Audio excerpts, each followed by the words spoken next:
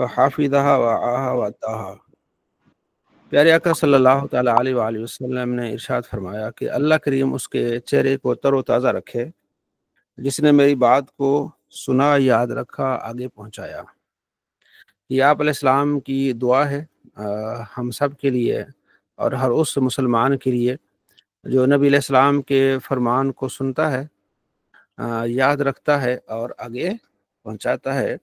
تو یہ اس سلسلے کی ایک کڑی ہے کہ ہم جو ہے وہ آپ صلی اللہ تعالیٰ علیہ وآلہ وسلم کے فرامین کو سننے کے لیے، یاد کرنے کے لیے اور موقع محل ملتے ہی آگے پہنچانے کے لیے جمع ہیں۔ اللہ کریم ہمیں اس میں کامیابی عطا فرمائے، اور یاد رکھنے کے ساتھ ساتھ عمل کے ساتھ ساتھ ہم آپ علیہ السلام کے فرامین کو آگے پہنچائیں۔ یہ اللہ کریم ہمیں توفیق نصیب فرمایا۔ جی حارث بھائی کچھ کہنا چاہ رہے ہیں؟ جی حضرت وہ سکرین شو نہیں ہو رہی جو کچھ، یا پھر آپ نے کی نہیں ہے شاید؟ نہیں ابھی کی نہیں ہے۔ اچھا میں سمجھا کر دیا، وہ شو نہیں ہو رہی۔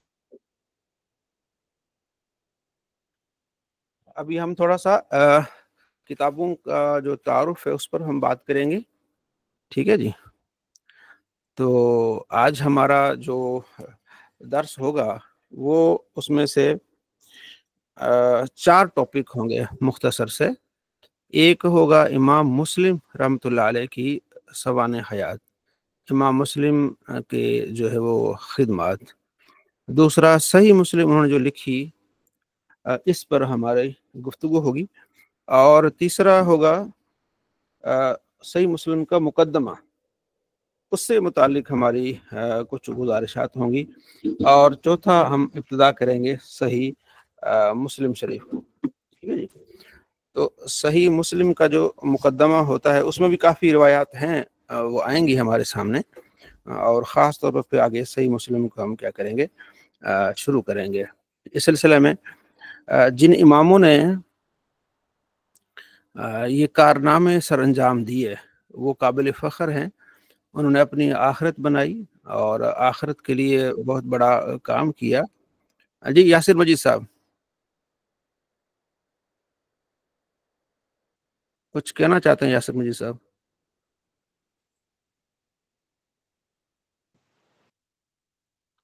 تو امام جو ہے مسلم رحمۃ اللہ علیہ 204 ہجری میں پیدا ہوتے ہیں نیشاپور کے علاقے کشیری، اور آپ کا جو مکمل نام ہے مسلم بن حجاج بن مسلم بن ورد بن ارشاد الکشیری۔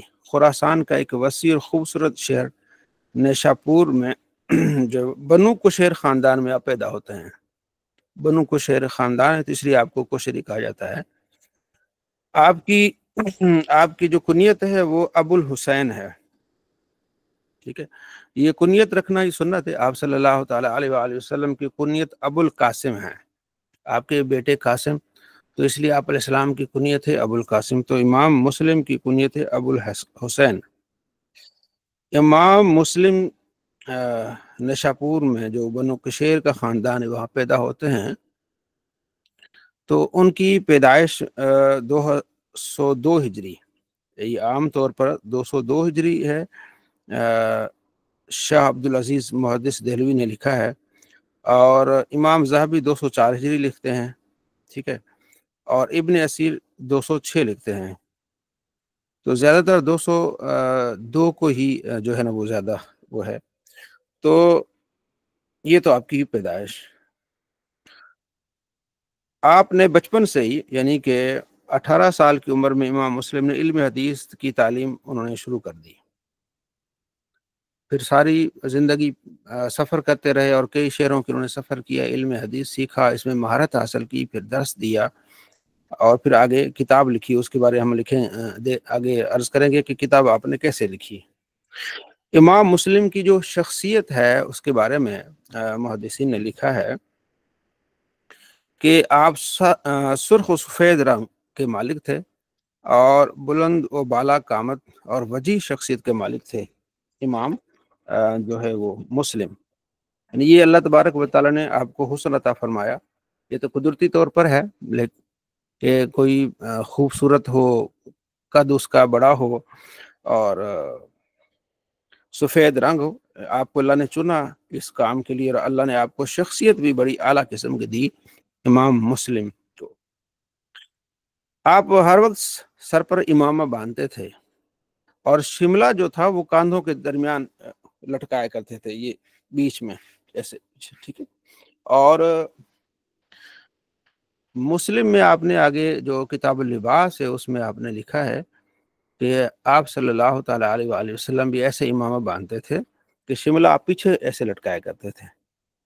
یہ جہاں یہاں ہوتا ہے نا شملہ، یہ خلاف سنت ہے، شملہ پیچھے ہوتا ہے ایسے ہی، نبی علیہ السلام کا شملہ بھی ایسے پیچھے تھا، تو آپ علیہ السلام شملہ پیچھے چھوڑتے تھے، تو امام مسلم رحمۃ اللہ علیہ بھی شملہ جو ہے پیچھے چھوڑتے تھے، یعنی حدیث پر عمل کرتے تھے کہ آپ صلی اللہ تعالیٰ علیہ وآلہ وسلم کی سنت ہے امامہ باندھنا، تو امام مسلم اس پر عمل کرتے تھے، اور ظاہر انہوں نے کتابیں لکھی اور کتابوں پر عمل کیا، تو آج تک ان کی جو ہے وہ ان کا نام ہے، جیسے قرآن پاک میں فَاذْكُرُونِي أَذْكُرْكُمْ وَاشْكُرُوا لِي وَلَا تَكْفُرُونَ، تم میرا ذکر کرو میں تمہارا چرچا کروں گا۔ تو انہوں نے اللہ اور اللہ کے محبوب کا ذکر کیا، اللہ نے ایسا ان کا چرچا کیا کہ وہ رہتی دنیا تک ان کا نام چل رہا ہے۔ آپ نے جو تعلیم حاصل کی، آپ کے مختلف آپ نے اساتذہ سے تعلیم حاصل کی۔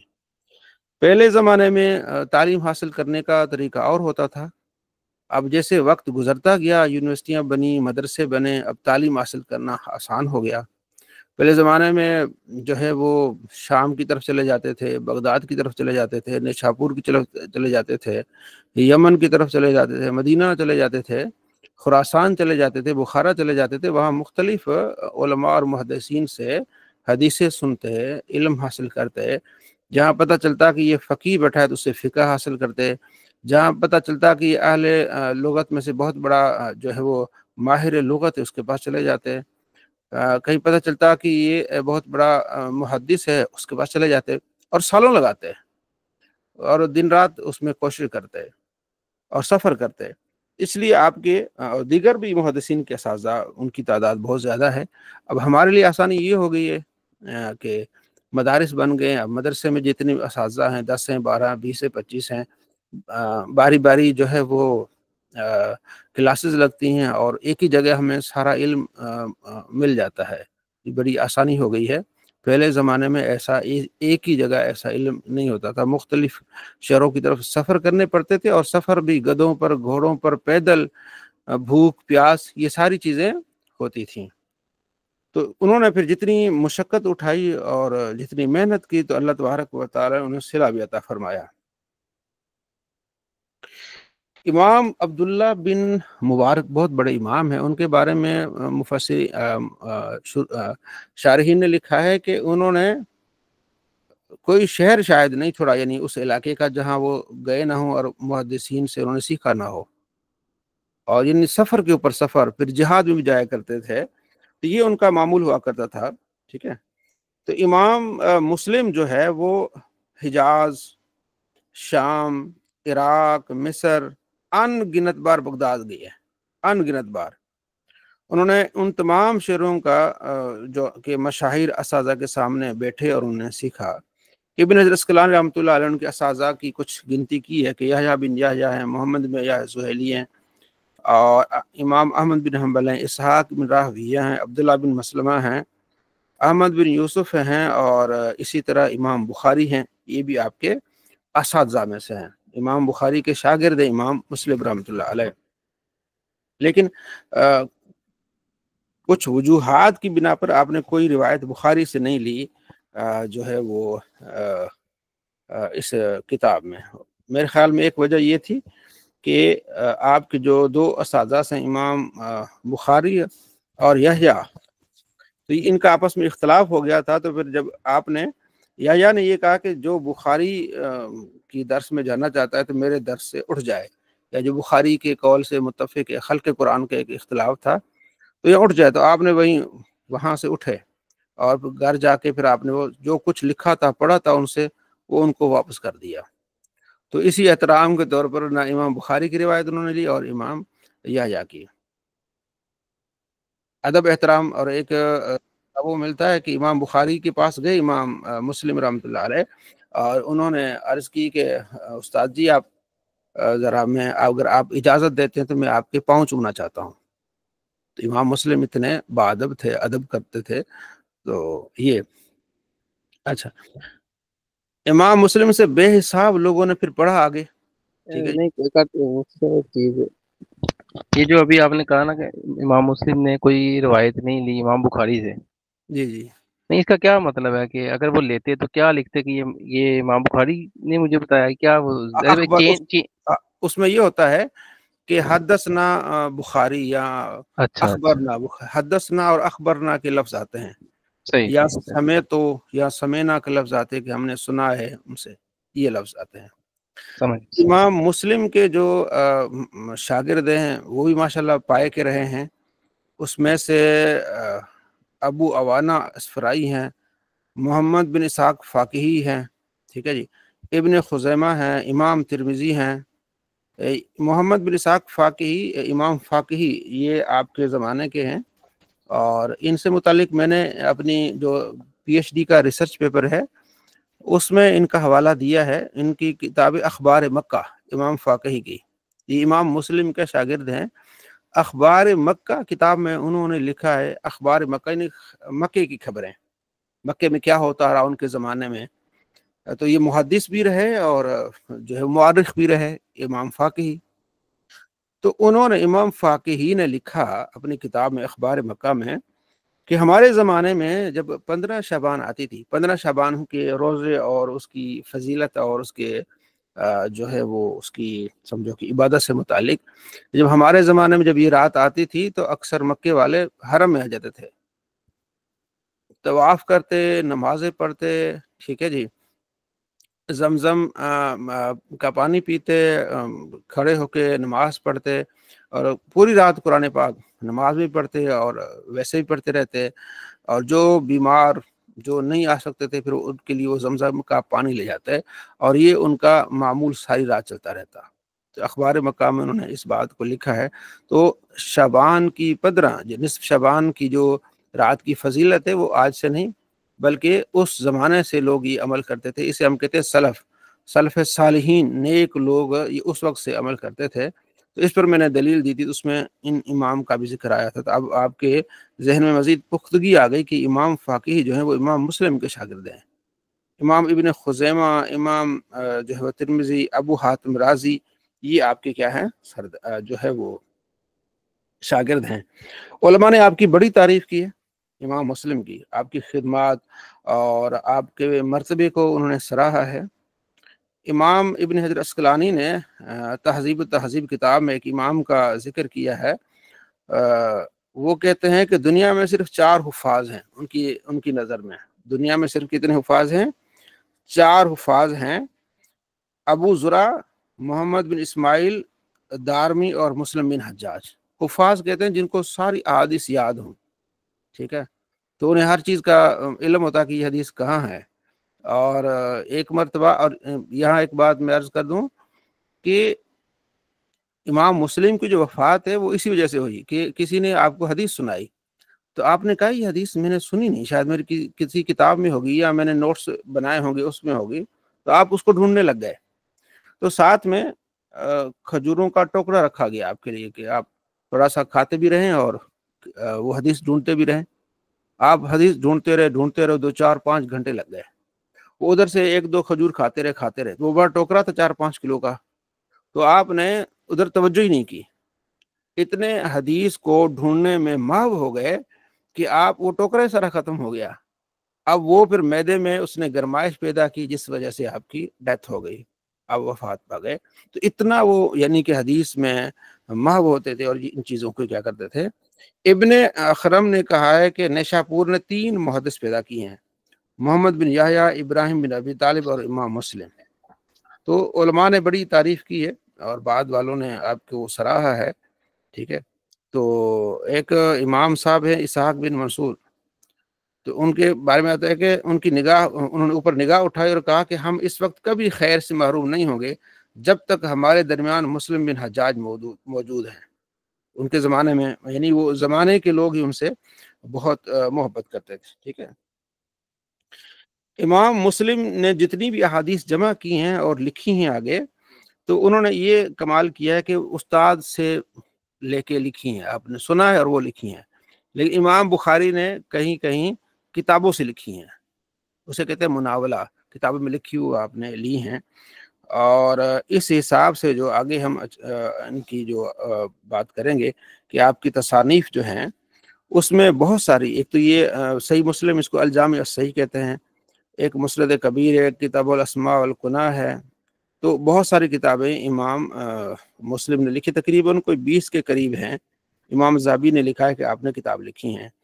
आपकी जो वफ़ात है 261 हिजरी में हुई है, इतवार का दिन था, शाम के वक्त आप हदीस को ढूंढते रहे, जिसकी वजह से फिर आपकी डेथ हो गई। क्या यानी इतना वो महव थी हदीस, उनको शौक ही इतना बड़ा होता था। तो वो जो है वो इमाम अब्दुल्ला बिन मुबारक के बारे में उनसे किसी ने पूछा भी, आप घर में रहते हैं, अकेला बंदा वो घर में रह के ये बोर नहीं हो जाता?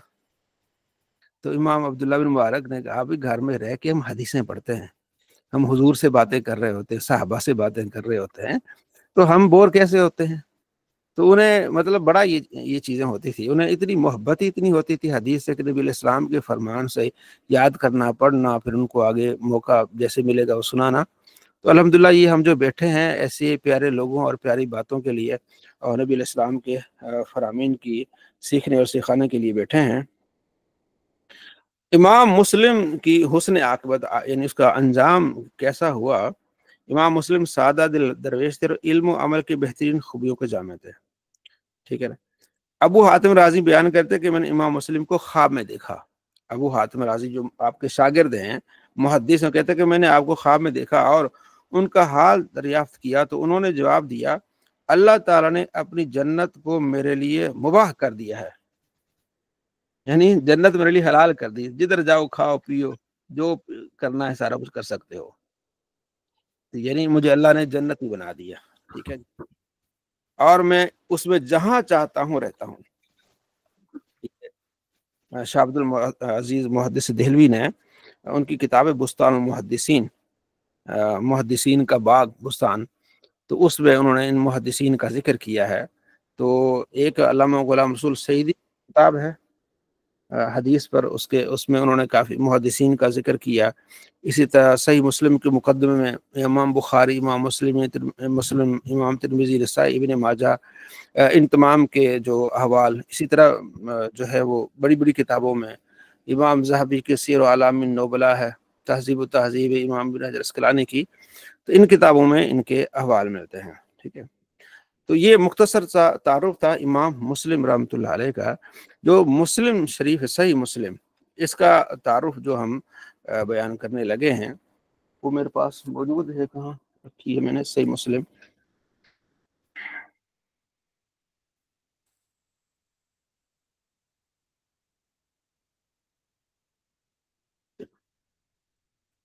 तो इस सही मुस्लिम का जो इसकी जो तरतीब है, ये बहुत पसंदीदा तरतीब है आपकी।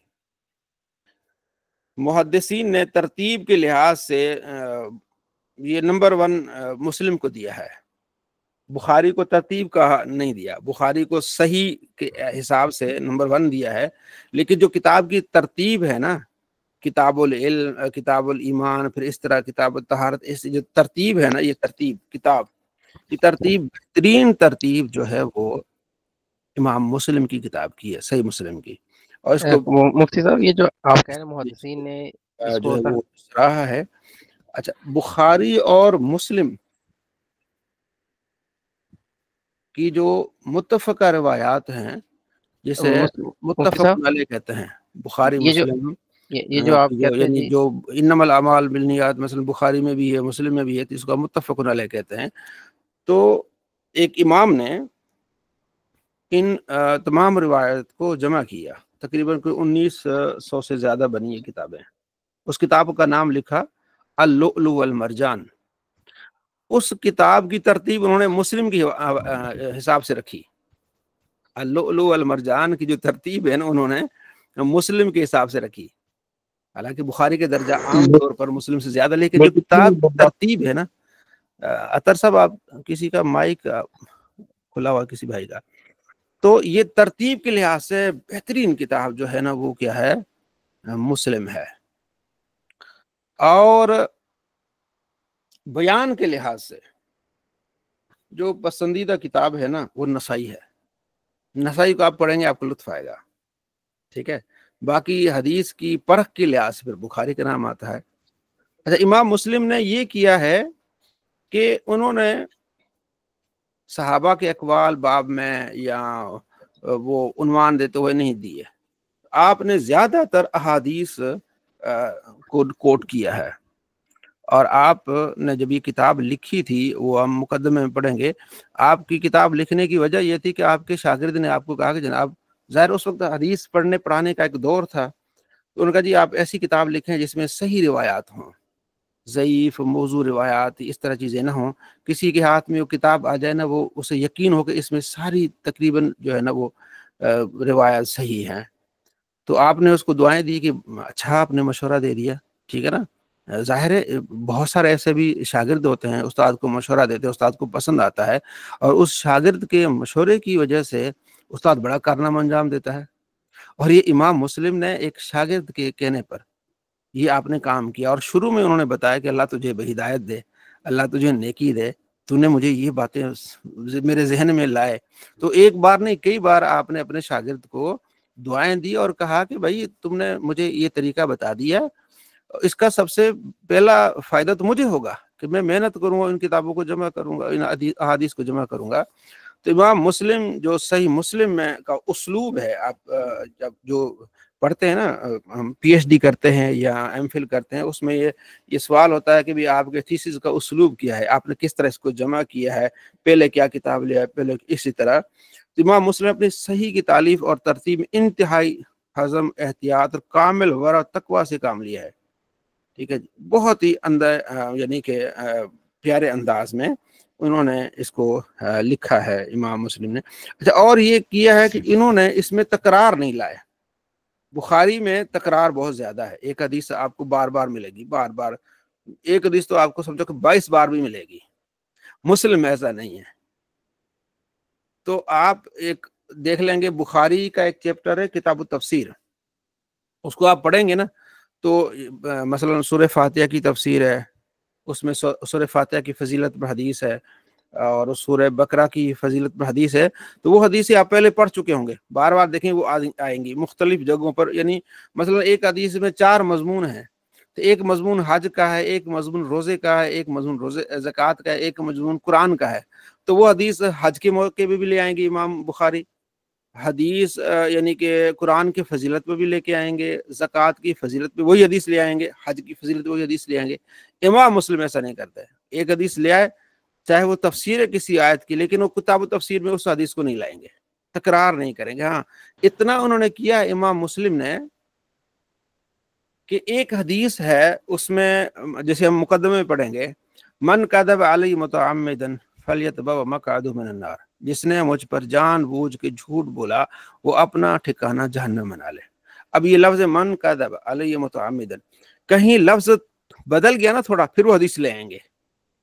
یہ علی جو لفظ آ گیا، کچھ اور لفظ آ گیا، لا تکذیب لفظ آ گیا، تو لفظ کے بدلنے کے ساتھ یا راوی کے بدلنے کے ساتھ پھر آپ اس کو تکرار نہیں ہوگا، لیکن حدیث وہی ہوگی، مفہوم وہی نکلے گا، لیکن لفظ میں فرق آئے گا.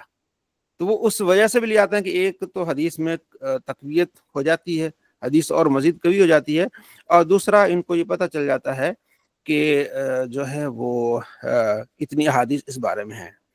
دوسرا آپ نے احتیاط یہ کیے جب آپ نے، اچھا ایک اور چیز میں آپ کو بتاؤں، امام بخاری سے مسٹیک زیادہ ہوئی ہیں، امام مسلم سے مسٹیک بہت کم نہ ہونے کے برابر ہے. امام بخاری سے مسٹیک اس لیے ہوئی ہیں کہ انہوں نے مناولہ کیا، کتاب سے دیکھا اور پھر وہ دیکھا کہ یہاں یہ سارے راوی ٹھیک ہیں، بالکل سند ٹھیک ہے، وہ اٹھا کے اپنی کتاب میں لے آئے. تو راویوں کے ناموں میں امام بخاری نے جو ہے نا گڑبڑ کر دی ہے، باپ کو بیٹا بنا لیا ہے، بیٹے کو باپ بنا لیا ہے. یہ آپ بخاری کی جو شرح ہے نا نعمت الباری، یہ علامہ غلام رسول سعیدی رحمۃ اللہ علیہ کی، اس کے شروع میں آپ نے کئی آپ اس میں حوالے دیکھ سکتے ہیں. اور اس کی وجہ یہ کہ جو بھی نبی علیہ السلام کے بعد جو بھی انسان ہے نا تو وہ سمجھو کہ معصوم نہیں ہے، خطا ہو سکتی ہے. تو امام بخاری سے مسٹیک زیادہ ہوئی ہیں، حدیث کی سند میں مسٹیک زیادہ ہو گئی ہیں. اور امام بخاری نے جو تعلیقات کی ہیں نا، معلق روایات بہت زیادہ ہیں، 150 کے قریب روایات ہیں معلق ہیں. جیسے معلق روایت اس کو کہتے ہیں، جیسے حضرت ابو ہریرہ نے فرمایا، حضور یہ فرماتے بیچ میں جو مطلب بعد میں جو ساری ہی جو ہے وہ سند چھوڑ دی جائے. اسی طرح امام بخاری کسی صحابی کا نام لیتے ہیں، کسی تابعی کا نام لیتے ہیں کہ انہوں نے یہ فرمایا، بعد میں اس کی جب ہم تحقیق کرتے ہیں تو سند ملتی ہے، وہاں پہنچ جاتی ہے، لیکن اس کو معلق روایت کہتے ہیں. اور امام مسلم کی صرف 14 معلق روایات ہیں، اس کی جب ہم تحقیق کرتے ہیں تو وہ اس کی سند مل جاتی ہے. لیکن جو ہے یہ بات ہے کہ کہاں 150 اور کہاں جو ہے وہ 14. اس لحاظ سے جو زیادہ اہمیت اور زیادہ جو سمجھیں کہ آپ کاوش اور شرائط کی بات کی ہے امام مسلم نے کی ہے.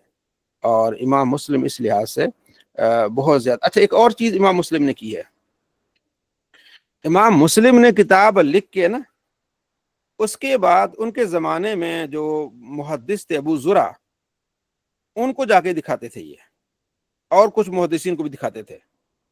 امام زرع بہت بڑے محدث، جیسے ہم نے پیچھے پڑھا ہے نا کہ وہ ایک محدث کہتے ہیں کہ اگر حافظ ہے تو 4 ہیں، ٹھیک ہے جی. ایک امام زرع ہیں، اور امام جو ہے بخاری، امام دارمی اور امام مسلم حجاج ہیں. تو امام ابو زرع جو ہے نا، ابو زرع میں نے امام زرع کہا ہے، امام ابو زرع جو ہے نا وہ ان کے زمانے میں ہوتے تھے، اور امام احمد بن حنبل ہوتے تھے، 2 اور محدثین ہیں، ٹھیک ہے. تو وہ ان 4 کو دکھاتے تھے. 4 جب یہ متفق ہو جاتے تھے نا کہ یہ ٹھیک ہے، اس کو وہ لکھ دیتے تھے امام مسلم. اس لیے ان کا نظریہ یہ تھا کہ ہر اس حدیث کو میں نے جمع کرنا جس پر لوگوں کا اجماع ہے. اپنے تئیں سمجھتے تھے کہ ہاں جہاں لوگوں کا اس وقت کے محدثین کا اجماع ہے نا، کہا یہ صحیح روایت ہے، اس کو لکھتے تھے. جس پر ان کو لگتا تھا کہ اجماع نہیں، اس کو نہیں لکھتے تھے. اس کی ایک مثال ہے مسلم میں 905 نمبر روایت ہے مسلم میں، اور یعنی جو تکرار کے ساتھ، جو بغیر تکرار کے. اچھا ایک اور چیز میں آپ کو بتاؤں، مسلم کی حدیث کو ڈھونڈنا مشکل ہے. بخاری، نسائی، ترمذی، اس کو حدیث کو ڈھونڈنا آسان ہے. آپ لکھیں گے نا بخاری، لکھیں گے 1110 لکھ لیں گے، 1120 لکھیں گے نا تو آپ کو وہی ملے گی. لیکن مسلم کے 3 نمبر ہیں. ایک تو ایک مقدمے والے نمبر آ جاتے ہیں، پھر اصل کتاب کے نمبر آ جاتے ہیں، پھر تکرار والے نمبر آ جاتے ہیں، پھر بلا تکرار والے نمبر آ جاتے ہیں. آپ کو 3 نمبر 4 نمبر ملیں گے مسلم کے. اس لیے اس کو ڈھونڈنا تھوڑا سا کیا ہو جاتا ہے. جب ہم حدیث بیان کرتے ہیں نا کہ 968 نمبر روایت ہے مسلم میں کہ سمرہ بن جندب کہتے ہیں کہ آپ صلی اللہ تعالیٰ علیہ وآلہ وسلم باہر سے تشریف لائے تھے، ہم نماز میں تھے، ہم رفع الیدین کر رہے تھے، تو آپ صلی اللہ تعالیٰ علیہ وآلہ وسلم نے منع فرمایا کہ چنچل گھوڑوں کی طرح یہ کیا کر رہے ہو، ہاتھ اٹھا رہے ہو. تو اس سے یعنی رفع الیدین سے منع کر دیا. ہم نمبر دیتے ہیں 968. اچھا وہ جو مکتبہ شاملہ میں اس میں نمبر آتا ہے 430. لوگ کہتے ہیں آپ نے غلط بات کر دی کہ آپ نے نمبر دیا 968 اور وہاں ہے 904. پھر ان کو ہم سمجھاتے ہیں کہ اس کا نمبرنگ کا بڑا ایشو ہوتا ہے، مسلم کے نمبر کا ایشو ہوتا ہے، اس لیے آپ پریشان ہو. اب اچھا ایک اور مزے کی بات یہ ہوتی ہے کہ جو اردو کتابیں ہوتی ہیں نا، جو مسلم کے ترجمے کی اردو کتابیں، اس میں نمبر اور چینج ہو جاتا ہے. مثلا علامہ غلام رسول سعیدی رحمۃ اللہ نے جو شرح صحیح مسلم کی ہے، اس کا نمبر اور ہوگا آپ کو. بخاری میں ایک ہی ہوگا، لیکن مسلم میں یہ پرابلم تھوڑی ہوتی ہے ڈھونڈنے میں، ٹھیک ہے جی، کیونکہ اس میں پھر اچھا ایک تو بات یہ چلی. اچھا وہ میں آپ کو بات کر رہا تھا کہ امام مسلم کے اپنے تئیں انہوں نے کوشش یہ کی کہ مطلب صحیح حدیث ہے لیکن جس پر اجماع ہو جائے اس کو لانا ہے اپنے تئیں. دوسرے محدثین نے کہا ہے کہ ساری، بلکہ ابو زرع کے پاس امام مسلم آئے، انہوں نے کہا جی میں نے یہ 4000 کتابیں 4000 حدیثیں میں لائے ہوں، ذرا اس کو آپ چیک کریں. ٹھیک ہے جی.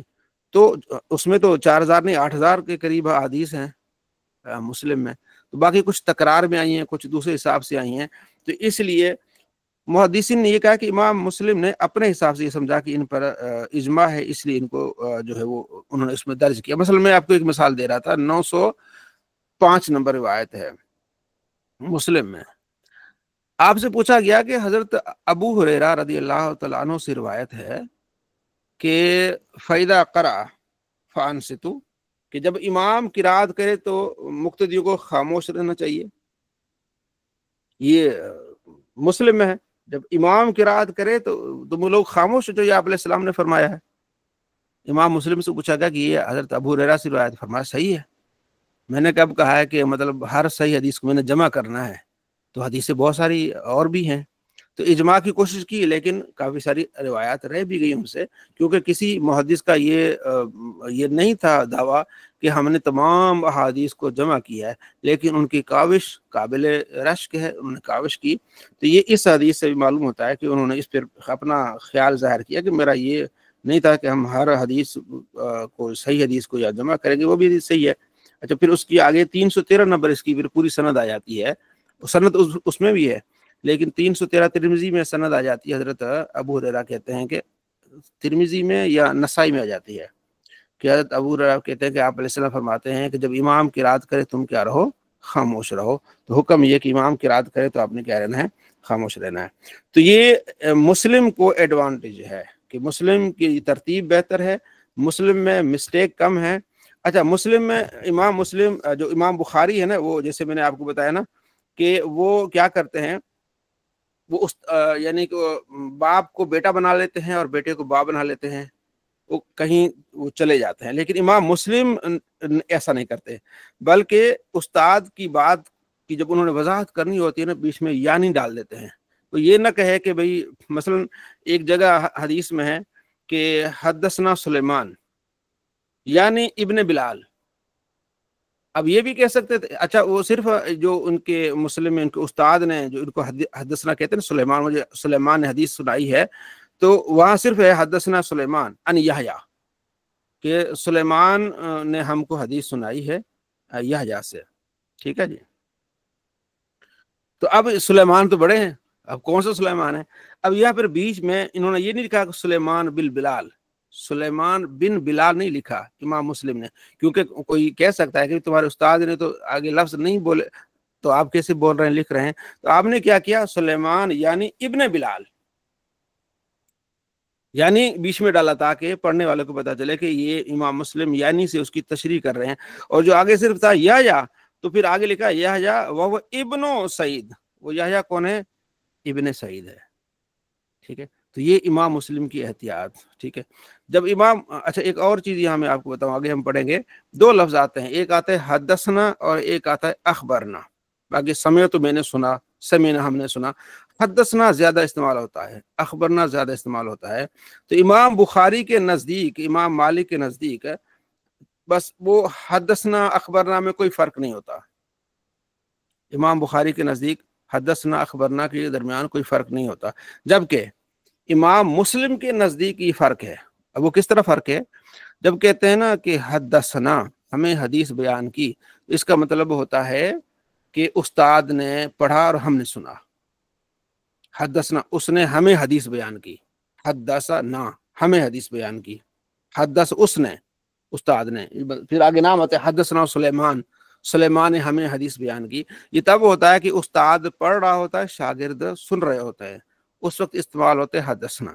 اور اخبرنا اس وقت استعمال ہوتا ہے کہ شاگرد پڑھ رہا ہوتا ہے، استاد کہتا ہے یہ سامنے کتاب ہے اس کو پڑھو، تو اخبرنا سلیمان، ہمیں خبر دی سلیمان نے، یہ تب ہوتا ہے اس شاگرد پڑھ رہا ہوتا ہے، استاد سن رہا ہوتا ہے۔ تو یہ بیسک امام مسلم نے اس کو فرق رکھا ہے، لیکن امام بخاری نے یہ فرق نہیں رکھا، ان کا جو چاہے استاد بھی پڑھے، چاہے حدثنا ہو، چاہے اخبر نہ ہو، اس میں فرق نہیں۔ یہ ایک علمی بحث انہوں نے اپنے حساب سے رکھی ہے، لیکن میں امام مسلم کو زیادہ لوگوں نے فالو کیا ہے کہ ہاں امام مسلم نے یہاں جو یہ فرق رکھا ہے نا، یہ اچھا فرق رکھا ہے انہوں نے۔ اچھا، تو یہ اخبرنا جب آئے گا تو یہ پڑھنے والا مطلب شاگرد ہے، اور ہاں، اخبرنا جب آتا ہے نا امام مسلم کے نزدیک، بخاری کے نزدیک نہیں، امام مسلم کے نزدیک جب اخبرنا آئے گا نا، تو وہ ہے کہ وہ شاگرد پڑھ رہا ہے اور استاد سن رہا ہے، کیونکہ اس طرح ہوتا تھا نا کہ ساری احادیث صرف استاد نہیں پڑھتا تھا، استاد نے کتاب لکھی، رات کو محنت کی، حدیثیں اپنے استاد سے لکھی، ظاہر ہے اس نے کئی سال لگائے، پھر وہ کہتا تھا شاگرد یہاں سے پڑھو۔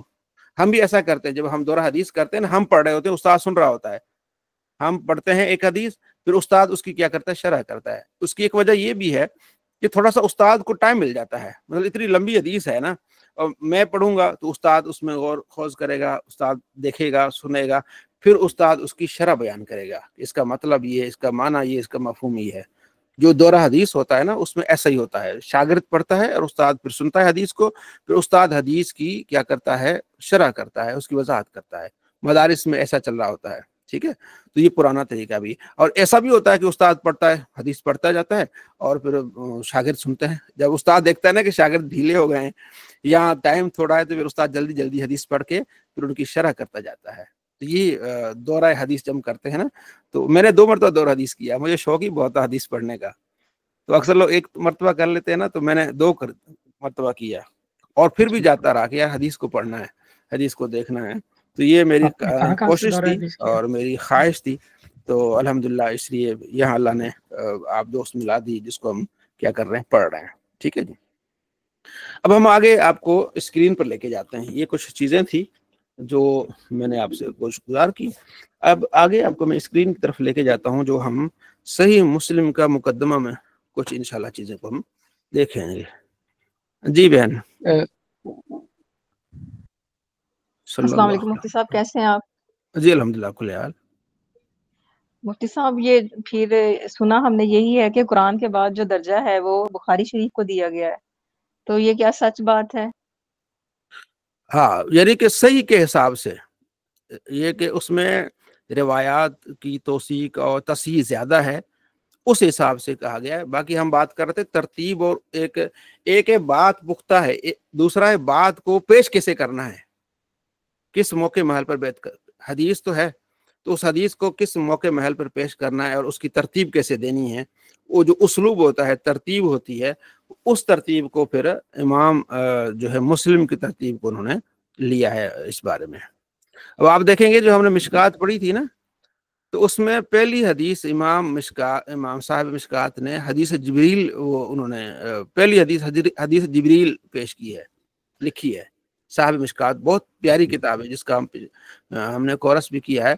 اچھا، یہ مسلم میں پہلی روایت ہے، ظاہر ہے مسلم پہلے کے محدث ہے نا، اور صاحب مشکات تو 700 سال بعد تقریباً آئے ہیں، ٹھیک ہے جی، یعنی اب 700 ہجری کے ہیں، 750 ہجری کے، تو سمجھو کہ یہ 500 سال بعد، تو 500 سال بعد جو محدث لکھتا ہے، تو اس حساب سے انہوں نے وہی ترتیب اپنائی جو امام مسلم نے، یعنی امام بخاری کی ترتیب کو نہیں لیا انہوں نے امام مسلم کی ترتیب کو لیا۔ تو ترتیب جو ہے حدیث کی ترتیب، اس لحاظ سے یہ آپ کتاب پڑھیں گے نا تو آپ کو مزہ آئے گا مسلم کا، کہ آپ نے اچھا ایک پورا باب میں نا، مثلا حدیث جو پہلی حدیث جبریل، اس کے مختلف الفاظ ہیں، تو پورے باب میں وہی حدیث آئے گی، ایک مرتبہ آگے حدیث، پھر آگے امام مسلم نے چھوڑ دینا اور اینڈ پہ بتا دینا کہ یہ الفاظ کچھ فلاں راوی نے یہ الفاظ بیان کی ہے، فلاں نے یہ الفاظ بھی بیان کی ہیں۔ تو یہ حسن ترتیب ہوتا ہے لکھانے میں، پیش کرنے میں، دکھانے میں، یہ مسلم کی جو ہے نا وہ زیادہ بہتر ہے۔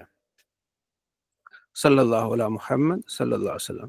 یہ صحیح مسلم کا مقدمہ، جس میں امام مسلم نے اپنے گزارشات پیش کی اور بتایا کہ صحیح حدیث کو آپ نے کیا کرنا ہے، اپنانا ہے، صحیح حدیث کی طرف آپ نے جانا ہے اور کوشش کرنی ہے۔ علماء کو بھی انہوں نے کہا بھی جو ہے نا وہ صحیح احادیث ہیں تو آپ ان کو زیادہ لیں، ٹھیک ہے۔ ضعیف روایات جو ہے نا وہ اس کا بھی ہے کہ وہ محدثین نے ظاہر لکھی ہیں، تو امام مسلم نے اپنی کتاب کے لیے صحیح کو زیادہ ترجیح دی ہے۔ باقی جو دوسری کتاب ہے اس میں آپ کی ضعیف روایات بھی ہیں۔ ایک کتاب ہے آپ کی التمییز امام مسلم کی، اس میں کافی سارے روایات جو ہیں وہ ضعیف ہیں، تو اس کتاب کے لیے ان کی کوشش یہ تھی کہ اس میں ساری صحیح روایات پیش کی جائیں۔ آپ کو یہ کہنا ہے کہ امام مسلم نے تو کہا بھی صرف ہم نے صحیح ڈالنی ہے اور کوئی ضعیف نہیں ڈالنی، کوئی دوسری نہیں ڈالنی، تو وہ اس کتاب کے لیے کہ اس کتاب میں پوری کوشش ہے کہ بھائی اس میں ہم نے صرف صحیح کو درجہ دینا ہے، تاکہ کسی کے ہاتھ میں پوری کتاب جا کے بھی ہاں ہم آپ کو دکھا سکتے ہیں کہ یہ صحیح روایات کا ایک مجموعہ ہے، ٹھیک ہے۔ باقی ضعیف روایات مفتی صاحب اس کو ذرا اس کا مفہوم تو بتا دیں، مقدمہ جو کیا ہوتا ہے، اس کو ذرا آسان الفاظ۔ हाँ मैं अभी वही गुजारिश करने लगा, वही पढ़ने लगा जी हूँ। Okay okay. सल्लल्लाहु अला मुहम्मद सल्लल्लाहु अलैहि वसल्लम। बिस्मिल्लाहिर रहमानिर रहीम। अल्हम्दुलिल्लाहि रब्बिल आलमीन वल आक़िबतु लिल मुत्तक़ीन व सल्लल्लाहु अला मुहम्मदिन ख़ातमिन नबीन व अला जमील अंबिया वल मुरसलीन। अल्लाह की हम्द बयान की और उसके बाद आप सल्लल्लाहु ताला अलैहि वसल्लम पर दुरूद, मोहम्मद ख़ातमुन नबीय्यीन। ये बड़ी प्यारी बात है। तो हमें तो 1400 साल बाद हमारे पंजाब में ये पास हुआ है कि जब आप नाम लिखेंगे आप अलैहिस्सलाम का तो ख़ातमुन नबीय्यीन लिखेंगे सल्लल्लाहु अलैहि वसल्लम। तो इमाम मुस्लिम ने समझो कि 1400 साल पहले इस चीज़ को लिख लिया कि मोहम्मद ख़ातमुन नबीय्यीन सल्लल्लाहु ताला अलैहि वसल्लम। फ़इन्नका अम्मा बाद यानी बादल हमदी व सलात, हमद और सलात के बाद फ़इन्नक यरहमुकल्लाह, अल्लाह भाई तेरा भला करे। ठीक है जी, जो अपने शागिर्द को दुआ करें बेतौफीक खालिक का, अल्लाह ताला की तौफीक से। ज़कर तो तूने ये बात याद दिलाई कि अन्नक हमम तक, आप जो है वो जो कोशिश करें, ठीक है, बिलफा से अन तारुफ़िल जुमलतिल अख़बारिल मासूरत, जो आप सल्लल्लाहु ताला अलैहि वसल्लम से हम ख़बरें अहादीस सुनते हैं जो दीन के बारे में है, अहकाम के बारे में है, सवाब के बारे में है, इकाब के बारे में है, तरगीब और तरहीब के बारे में, इसी तरह बहुत सारी और चीज़ें जो हम आप अलैहिस्सलाम से दीन के बारे में सुनते हैं। ठीक है, वो जो असानीद के लिहाज से नकल की जाती हैं, अहले इल्म इसको पेश करते हैं। तो आप इरादा करें, अल्लाह आपको हिदायत दे कि आप तमाम को एक सही यानी कि ऐसी आप किताब तालीफ करें, फिर तालीफ बिला तकरार, जिसमें तकरार ना हो, बार बार उनका तकरार ना आना चाहिए। ठीक है जी, क्योंकि इमाम जो है वो बुखारी की किताब में तकरार है, दीगर किताबों में तकरार है, तो बिला तकरार भी ज़्यादा आ जाता है, तो ये ना हो जाए। तो मेहरबानी करके आप इसमें क्या करें, अज़म करें, ठीक है, और आप इसमें कसद करें और इसमें तफहम करें, चीज़ों का इस्तेमाल करें जिस तरह ये है। फिर आप आगे जो है साल अकरमकल्लाहु हीन रजाअतु इला तदब्बुर ही, तो आपने सवाल किया अल्लाह तुझे इज़्ज़तें बख्शा है, मैं इस तरफ फिर मैंने गौर किया, तदब्बर किया कि मैंने इस तरह करना है। इंशाअल्लाह इसका अंजाम अच्छा होगा, उसका फ़ायदा बड़ा होगा। तो मैंने ख्याल किया कि आपने सवाल किया कि इस कार्य में मैंने आगे बढ़ना है और मैंने अज़म इख्तियार करना है और ये सारी कोशिश और काविश मैंने इसमें डालनी है। तो अल्लाह तबारक व तआला से दुआ है, ख़ास अल्लाह तबारक व तआला से, अल्लाह तबारक व तआला हमें हिम्मत अता फरमा इस काम में आगे जाने की। तो सारा फिर आपने इस बारे में उनको बार बार दुआएं दी। फिर कहा सुम्मा इन्ना इंशाअल्लाह मुब्तदीऊन फी तखरीज मा सअलत व तालीफ ही, इंशाअल्लाह जो तुम लोगों ने ये बात की है, तो जो आपने सवाल किया तालीफ से बारे में, ये सारी चीज़ें हम करेंगे। ठीक है, और हम अल्लाह तबारक व तआला से तौफीक मांगेंगे और हमारा कारसाज वही है। यानी फिर उस अपने शागिर्द को बार बार आपने दुआओं से जो नवाजा और बार बार इस चीज़ का जिक्र किया कि हम जो है वो सही अहादीस को हम शामिल करेंगे और उसका एक क्या करेंगे, जो है वो मजमुआ तैयार करेंगे। फिर आगे आपने थोड़ा सा इल्मी बहस वो शुरू की है, वो ये कि कुछ ऐसे रावी हैं जो उनका दर्जा आला है।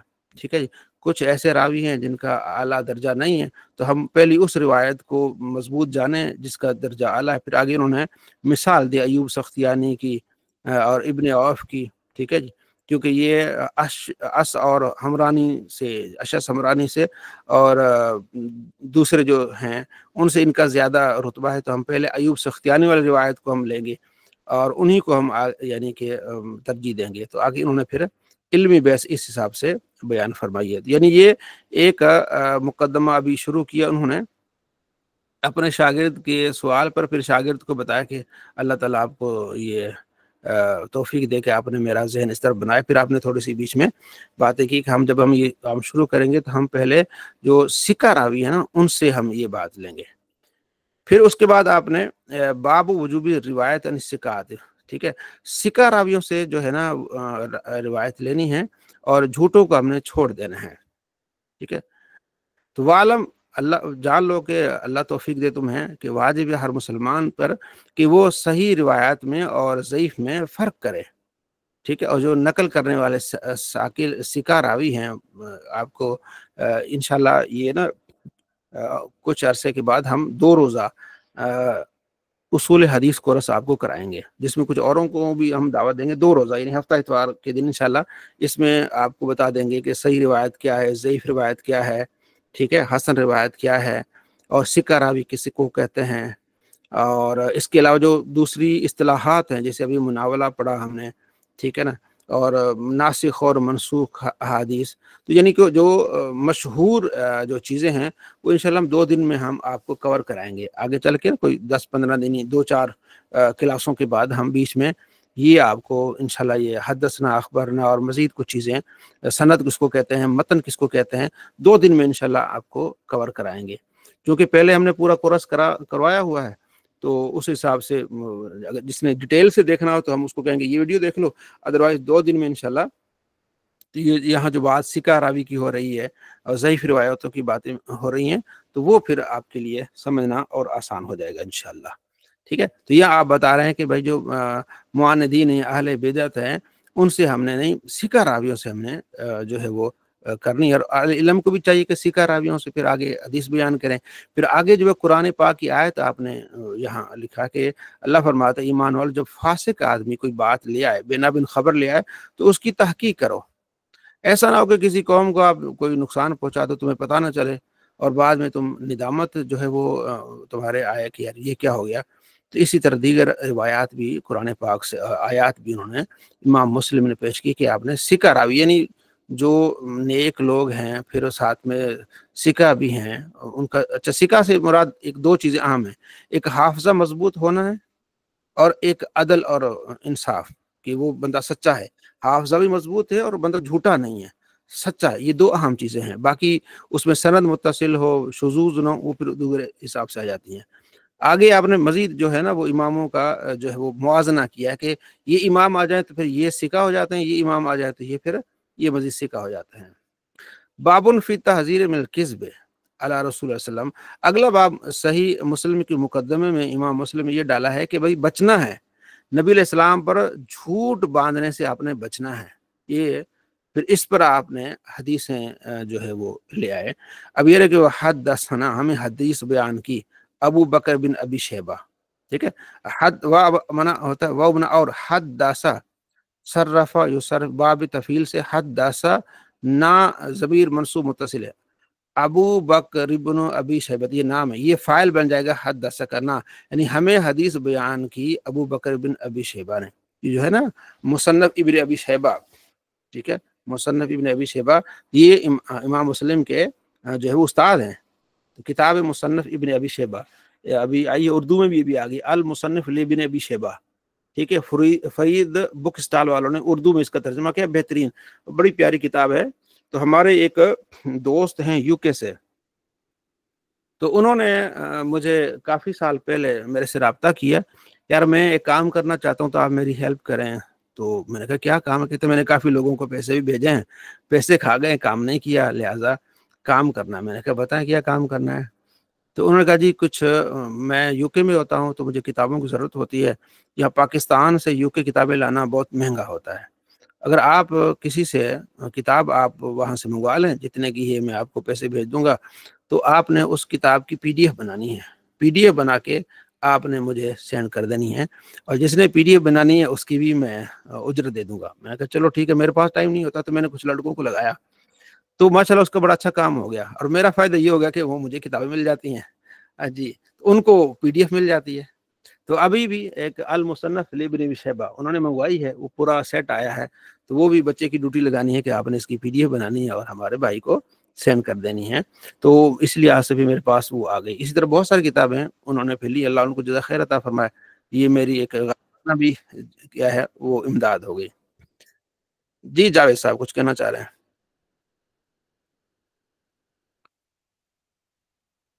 جی جاوید صاحب آپ کا مائک میوٹ ہے. جی السلام. جی السلام علیکم. جی وعلیکم السلام. اچھا، یہ مصنف ابن ابی شیبہ جو کتاب ہے نا، اب یہ آن لائن اردو میں بھی موجود ہے. اچھا آ رہی ہے؟ ہاں آ گئی ہے پوری کتاب. اور یہ بھی میرا اچھا خیال ہے یہ وہی ٹرانسلیشن ہے جو ہمارے کسی شخص نے کی، لیکن بہرحال اب وہ ہے پوری جو ہے وہ के साथ ऑनलाइन मेरे पास पहले अरबी में थी, अब वो भाई ने मंगवाई है, वो मेरे पास उर्दू में भी आ गई। तो आपको बताने का मकसद ये कि मार्केट से आपको उर्दू किताबें मिल जाएगी, ठीक है। वो भाई जो हमारे यूके वाले, अल्लाह उनको जज़ा खैर दे, वो भी कल कह रहे थे कि मुझे भी इस कोर्स में शामिल करें, शायद वो हों, उनका नाम है अरसलान शाह साहब। तो जी मेरे ख्याल में, जी अस्सलाम वालेकुम अरसलान शाह साहब, आप ही हैं? जी, वो मैंने ये पूछना था कि इसमें जो मुस्लिम की हदीसों की तरतीब है, जी जी ये इसी दर्जे पे ही होगी जिसमें आपने बयान किया कि पहले आला दर्जे के रावी, यानी कभी कभार इस तरह भी होता है ना, जिस तरह जी जी हाँ जी, मतलब ऐसा ही मतन सेम ही होता है, तो जो पहली हदीस मुस्लिम जी शरीफ जी में बयान की जाएगी वो इसी तरतीब पर होगी बिल्कुल, कि सेहत आला के दर्जे लिहाज के से इतना रावी फर्क उसके नहीं, बाद। बुखारी मुस्लिम में सेहत के लिहाज से वो हदीस सही होगी, बिल्कुल, मतलब हदीस क्या होगी, सही होगी, ज़ईफ हदीस कोई नहीं होगी, ठीक है जी। तो ये इमाम मुस्लिम ने सबसे पहले जो बयान की हदसना, मैं आपको इसकी थोड़ी वजाहत कर रहा हूँ कि इसका माना किस तरह बनता है, ताकि बार बार ये चीज़ आएगी, ठीक है ना। और हदसना हमें हदीस बयान की अबू बकर इब्न अबी शैबा ने, ठीक है ना। ये अबू बकर जो नाम होता है ना, ये अबू बकर कोई भी आता है ना, नाम आता है, तो उसमें एक ये होता है, उसके बाद बिन आता है, उसके बाद उसके फिर बेटे का, बाप का नाम होता है, ठीक है।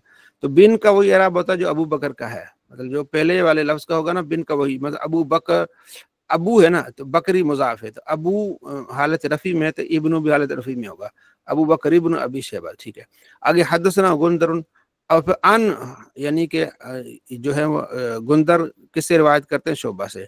आगे हा यानी तहवील, अतहवील, यहाँ एक सनद आई, अब दूसरी सनद शुरू हुई है, एक आई हदसना अबू बकर बिन शैबा से, फिर इधर से आई है हदसना दूसरी, यानी मजीद मजबूत हो गई कि हमें हदीस बयान की, यही हदीस बयान की है मोहम्मद बिन मुसन्ना ने, इब्न यसार ने, दोनों कहते हैं इब्न बशार के बाद कि हमें हदीस बयान की मोहम्मद बिन जाफर, ठीक है। इधर शोबा कहता है और इधर बशार कहते हैं कि हमें हदीस बयान की है जाफर ने, इमाम मोहम्मद बिन जाफर, ठीक है ना। इमाम मोहम्मद बिन जाफर कौन है? इमाम बाकिर, इमाम मोहम्मद बिन इमाम बाकिर जो है ना, ठीक है। तो मोहम्मद बिन जाफर नहीं, मोहम्मद बिन जाफर वो है इमाम मोहम्मद बिन नहीं, वो नहीं है, ये वो नहीं है, नहीं वो नहीं है जी सी, ये पहले जाफर होता, फिर मोहम्मद आता, फिर वो इमाम वो होते इमाम जाफर सादिक, ठीक है। हदसना शोबा तो अन मंसूर अन रबी बिन हिराश अन्नहु समय अलियन, रबी बिन हिराश कहते हैं कि उन्होंने हजरत अली से सुना रदियल्लाहु अन्हु, यख्तबु, हजरत अली खिताब फरमा रहे थे और काल फरमाया, काल रसूलुल्लाह सल्लल्लाहु अलैहि वसल्लम ला तकदिबु अलैया, मुझ पर झूठ मत बांधो, फ़इन्नु मन यकदिबु अली, जिसने मुझ पर झूठ बांधा, यली जन्नार, तो वो जहन्नम में दाखिल होगा। अब अगली जो हदीस है इसमें देखें ना, लफ्ज ये यहाँ ला तकदिबु अलैया, ठीक है। अगली जो रिवायत है वो क्या है, उसी तरह मन तअम्मद अलैया कादिबन, लफ्ज मुख्तलिफ लेकिन माना वही बनता है, मन तअम्मद, जो जान बूझ कर अलैया, मुझ पर कादिबन झूठ बोले, फलयतबवा मक़अदहु मिनन नार, वो अपना ठिकाना जहन्नम में आ रहे। अच्छा, फिर आगे और हदीस इसी तरह मिलती है, क्या है, मन काज़ब अलैहि मुतअम्मिदन फलयतबवा मक़अदहु मिनन नार। अब देखिए 3 हदीसें हैं, ठीक है। अल्फाज में थोड़ा सा इख्तलाफ है, मुख्तलिफ अल्फाज हैं, तो इमाम मुस्लिम ने ये तीनों अल्फाज लिखे हैं, तीनों का मफहूम एक ही है कि नबी इस्लाम फरमाते हैं कि मुझ पर जान बूझ के झूठ बांधे, ये शर्त है, क्या, जान बूझ के, अगर खता हो गई तो अभी इमाम बुखारी इमाम मुस्लिम लाए कि भाई आपने इस तरह नहीं कहना कि ये हदीस है, आगे आएगा कि बड़े बड़े जो सहाबा थे वो हदीस बयान करने से कतराते थे। हज़रत अनस से पूछा गया कि भाई आप जो है वो हदीस क्यों नहीं बयान करते इतनी, उनका जी नबी इस्लाम ने फरमाया कि जो मुझ पे जान बूझ के झूठ बांधे वो अपना ठिकाना जहन्नम बना ले। पता नहीं चलता, बाद औक़ात इंसान आगे पीछे बात कर लेता है, भाई हम इसलिए डरते हैं, लेकिन फिर हज़रत अबू हुरैरा, फिर मुहद्दिसीन ने इनको ज़्यादा बयान किया, वो उनका अपना एक समझो कि था तकवा परहेज़गारी, लेकिन नबी इस्लाम की बात ना छुप सके, आगे बात बढ़े, फिर मुहद्दिसीन ने और दीगर साहबा ने हदीस को बयान किया, लेकिन वो उनकी एहतियात थी। अच्छा, अब देखें अगली जो चौथी नंबर हदीस है कि वो है, कहते हैं कि इन्ना कादिबन अली लैस कादिबिन अला अहदिन, बेशक मुझ पर झूठ बांधना किसी और पर झूठ बांधने के बराबर नहीं है, क्योंकि नबी अलैहिस्सलाम तो शारे हैं, आप अलैहिस्सलाम पर झूठ बांधना खतरनाक है। अब यह अच्छा 5वीं हदीस इसके बारे में लाते हैं कि एक, हाँ उसमें ये है, अच्छा पीछे रह गई, ये है कि इन कादिबिन अल्लाह का कादिबिन अला अहदिन, कि बेशक मुझ पर झूठ बांधना کسی ایک پر جھوٹ باندھنے، کسی اور پر جھوٹ باندھنے کے برابر نہیں ہے۔ اب 5ویں حدیث میں امام مسلم کہتے ہیں کہ مغیرہ بن شعبہ سے جو روایت ہے حدثنی علی بن حجر السعدی، وہاں حدیث تو پوری وہی ہے، لیکن ولم یذکر ان کاذبا علی لیس کاذبا علی احد، یہ لفظ نہیں ہے اس روایت میں، لفظ نہیں ہے۔ دوسری روایت، پچھلی جو روایت ہے یہ والا، اس میں یہ لفظ ہیں، لیکن اس میں اگلی روایت میں یہ لفظ نہیں، یعنی اتنی وہ احتیاط کرتے تھے۔ تو ایک ہی لفظ ہے، یہ سمجھو کہ ایک ہی حدیث ہے، اس کو 5 طریقوں سے امام مسلم لائے ہیں۔ اس کا فائدہ یہ ہو جاتا ہے کہ آپ کو ساری حدیث جگہ ایک ہی جگہ مل جاتی ہیں۔ تو کیا مفہوم نکلا؟ مفہوم یہ نکلا کہ آپ علیہ السلام کے بارے میں جب ہم بات کریں گے تو ہمیں غور کرنا چاہیے کہ کیا یہ حدیث ہے کہ نہیں، اور یہ امام مسلم نے دعوت دی ہے کہ عوام بھی سوچے کہ اسی طرح دھڑا دھڑ یہ نہ کہے کہ بھئی حضور نے فرمایا، یا اپنی بات کو منوانے کے لیے نبی علیہ السلام نے فرمایا، ایسا نہیں، کیا حدیث ہے کہ نہیں، ٹھیک ہے۔ جیسے اکثر وہ ابھی رمضان میں وہ حدیث لوگوں نے بڑی شیئر کی کہ بھائی رمضان حدیث پاک نبی علیہ السلام فرماتے ہیں جس کی نمازیں رہ گئی ہیں تو رمضان کی آخری جو جمعے کو 4 رکعتیں پڑھے اور جو ہے وہ تو ساری قضائیں اس کی وہ ہو جائیں گی، ٹھیک ہے۔ اچھا ایک اور روایت میرے علم میں نہیں، میں آپ سے پوچھوں گا۔ جی جاوید صاحب کچھ کہنا چاہ رہے ہیں، آپ کا مائک میوٹ ہے۔ جی السلام علیکم حضرت۔ جی وعلیکم السلام۔ جی حضرت یہ حدیث متواتر کے درجے پہ پہنچتی ہے حضرت، جی ماشاء جس نے میرے اللہ، پہ جانب ہاں امام جلال الدین سیوطی رحمۃ اللہ کتاب لکھی ہے ایک متواتر، ٹھیک ہے نا، جی حدیث سے مطابق ہے۔ ہاں ماشاء اللہ، چل بہت اچھا ہے، آپ نے اس طرف توجہ دلائی۔ اچھا ایک روایت ہے، میں نے ایک امام صاحب سے بھی سنی، خطیب تھے مسجد کے، مجھے وہ روایت نہیں ملی، انہوں نے یہ روایت بیان کی اور آپ نے بھی شاید سنی ہو، اگر آپ نے کسی کتاب میں پڑھی ہے تو میری تصحیح کر دیں، کہ جو میں نے حدیث سنی ہے وہ میں آپ کو بتا دیتا ہوں۔ تو خطیب صاحب نے، جو امام صاحب تھے مسجد کے، انہوں نے یہ روایت پیش کی کہ نبی علیہ السلام فرماتے ہیں کہ میں مسجد میں ہوتا اور عشاء کی نماز میں پڑھا رہا ہوتا اور پیچھے سے میری ماں مجھے آواز دیتی، میری چاہت ہے کہ کاش ایسا ہوتا، میری ماں زندہ ہوتی، میری ماں مجھے آواز دیتی تو میں نماز چھوڑ کے امی کی بات سنتا۔ وہ بیسیکلی ماں کی فضیلت کے بارے میں وہ بات کر رہے تھے، بیچ میں انہوں نے یہ روایت، تو میں نے ان سے کہا کہ یار میں نے یہ کہیں پڑھی نہیں، اگر آپ نے کہیں پڑھی ہے تو مجھے ضرور بتائیں۔ جو میں نے کتاب میں پڑھی ہے، مسلم میں، بخاری میں، وہ یہ روایت ہے، آپ علیہ السلام فرماتے ہیں کہ میں قرات کو لمبا کرنا چاہتا ہوں، لیکن پیچھے سے، چونکہ اس وقت صحابیات بھی نماز پڑھتی تھی، پیچھے آپ علیہ السلام سے دین سیکھتی تھی، تو ان کے ساتھ بچے بھی آتے تھے، تو آپ علیہ السلام فرماتے ہیں کہ میں نماز میں قرات کو لمبا کرنا چاہتا ہوں، لیکن بچے کے رونے کی وجہ سے پھر میں نماز کو مختصر کر دیتا ہوں، کیونکہ بچے کا رونا ماں کو تکلیف دے گا نا، ماں جو پیچھے نماز میں کھڑی ہے تو ماں کا ذہن ادھر جائے گا، تو اس لیے میں نماز کو مختصر کر دیتا ہوں۔ یہ میں نے حدیث پڑھی ہے، تو وہ حدیث جو ماں سے متعلق ہے کہ میری ماں ہوتی اور میں نماز پڑھا رہا ہوتا ہوں، وہ مجھے بلاتی تو میں نماز چھوڑ کے اپنی ماں کے پاس چلا جاتا یا ان کی بات سنتا، تو یہ آپ میں سے کسی نے سنی ہے اس طرح؟ یہ نا سنی تو ہے، لیکن یہ میرا خیال اس کی میں ڈیٹیل میں میرے ویڈیو کلپ پڑا ہوا ہے مجھے، وہ میں انشاءاللہ آپ کو ان باکس چلے کروں گا۔ دکھا جی جاوید صاحب، جی جاوید علی۔ جی السلام علیکم جی ورحمۃ اللہ حضرت، یہ موضوع روایت ہے، یہ موضوعات میں ہاں امام یہ، سیوطی نے اس کو موضوع ہاں یہ بعض اچھا لوگ کہتے دیکھیں نا، ہیں شعب الایمان میں ہے حدیث، اچھا شعب الایمان میں یہ حدیث ہے شعب موضوع، یہ، الایمان میں غالباً میں ہاں یہ موضوع روایت ہے، ہاں یہ ٹھیک ٹھیک سند بغیر سند کی روایت ہے، شعب الایمان میں اس کو موضوعات میں ہی ہے۔ ٹھیک ہو گیا جی۔ ڈاکٹر صاحب السلام علیکم۔ ڈاکٹر صاحب السلام علیکم۔ جی ہاں صحیح، وعلیکم، ہم نے بھی سنی ہوئی ہے یہ حدیث، یہ بہرحال اس کے اوپر وہ ایسا کوئی ہے نہیں، کہیں پڑھنے میں نہیں آئی، ابھی ہاں آپ نے ہاں پوائنٹ آؤٹ کیا اس کو، ہاں تو دیکھیں اس کو اگر پھر موضوع روایت آبزرویشن میں ہے نا، تھا۔ موضوع کا بنا ہے من گھڑت، اپنے کسی نے اپنی طرف سے یہ ڈال دی ہے، اس لیے اس طرح کی روایت۔ میں ایک جگہ گیا تو میرے بھائی نے ایک جو تھا، مطلب ایک فیکٹری کے مالک تھے، انہوں نے کہا جی وضو کا ذکر تو سورہ ملک میں ہے۔ میں حیران ہو گیا، تو کہتے وہ وضو کا ذکر تو نبی علیہ السلام کی حدیث ہے، وہ سورہ ملک میں ہے۔ میں نے کہا سورہ ملک میں تو وضو کا نام ہی نہیں ہے، ٹھیک ہے جی، وضو کا ذکر تو سورہ مائدہ میں ہے۔ تو اس لیے بتانے کا مقصد یہ کہ ہمیں احتیاط کرنی ہے نبی علیہ السلام کے، کیونکہ اتنا بڑا جو ہے نا، وہ کچھ لوگ بات میں وزن ڈالنے کے لیے حضور نے فرمایا، کیسے حضور نے فرمایا؟ آپ کو نے پڑھا یا سنا؟ ٹھیک ہے، تو وہ کر سر اس پہ مفتی صاحب، اس پہ ایک ہمارے مطلب میرے علاقے کے ہیں وہ اہل سنت کے عالم ہیں، وہ اس پہ کام کر رہے ہیں کہ جو ویڈیوز کی شکل میں نا وہ چھانٹی کر رہے ہیں جو بہت ساری روایات ہیں نا میں نے وہی بات کی، میں وہ آپ کو جو تھا نا لنک دوں گا، وہ انہوں نے یہی بیسکلی اس کو موضوع تھا، بہت ساری وہ اسی پہ کام کر رہے تھے کہ جو وہ جی جیسے وہ ہے نا کہ ایک عورت 4 شور کو جنت لے کے جائے گی 4 کے 5 مردوں ہاں کو، اس طرح اس کو ہاں۔ بھی انہوں نے پکڑا تھا، گریپ کی تھی، پھر وہ اس طرح کا مطلب اچھا ہے نا مجھے یہ کل ایک کوئی بھائی نے کہا کہ بھئی حدیث ہے ایک، تو اس میں یہ ہے کہ جو دولہے والے جاتے ہیں نا دولہا کی طرف، یعنی دولہے والے جاتے ہیں نا ادھر جہاں شادی ہوتی ہے، دلہن کے گھر جاتے ہیں، تو حدیث ہے کہ یہ کھانا حرام ہے۔ میں نے کہا یار آپ نے کہاں سے بیان کر دیا کہ دولہے والے، جب ہمارے معاشرے میں ایسا ہوتا ہے نا جب شادی بیاہ ہوتی ہے تو دولہا ظاہر ہے کراچی سے آ رہا ہے، وہ فیصل آباد میں، تو ہم لوگ جو دلہن والے ہیں ہمارے دوست احباب اس کو کھانا کھلاتے ہیں، تو کہتے ہیں یہ حرام ہے۔ میں نے کہا ایسا نہیں ہے، وہ ظاہر مہمان آئے ہیں تو مہمان آئے ہیں، کچھ کھانا وہ کھلانا نکاح ہے۔ پڑھانا ہوتا ہے، اس کے پیچھے نماز بھی پڑھنا حرام ہو جائے گی پھر۔ ہاں ہاں، تو اس طرح جو ہے نا احتیاط کرنی۔ اچھا یہ اس باب میں امام مسلم نے کیا بتایا کہ بھئی آپ نے احتیاط کرنی ہے، نبی علیہ السلام کے فرمان سے مطابق آپ نے کیا کرنی ہے، احتیاط کرنی ہے، ٹھیک ہے۔ اگلا باب النہی عن الحدیث بکل ما سمع، ہر سنی بات کو آگے نہیں پہنچانا۔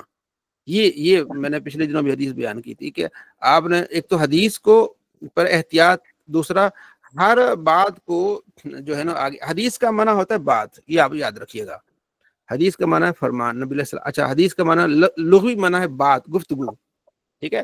تو اس کو اصطلاحی معنی میں جب ہم کہتے ہیں پھر اس میں یہ ہوتا ہے کہ نبی علیہ السلام کا فرمان۔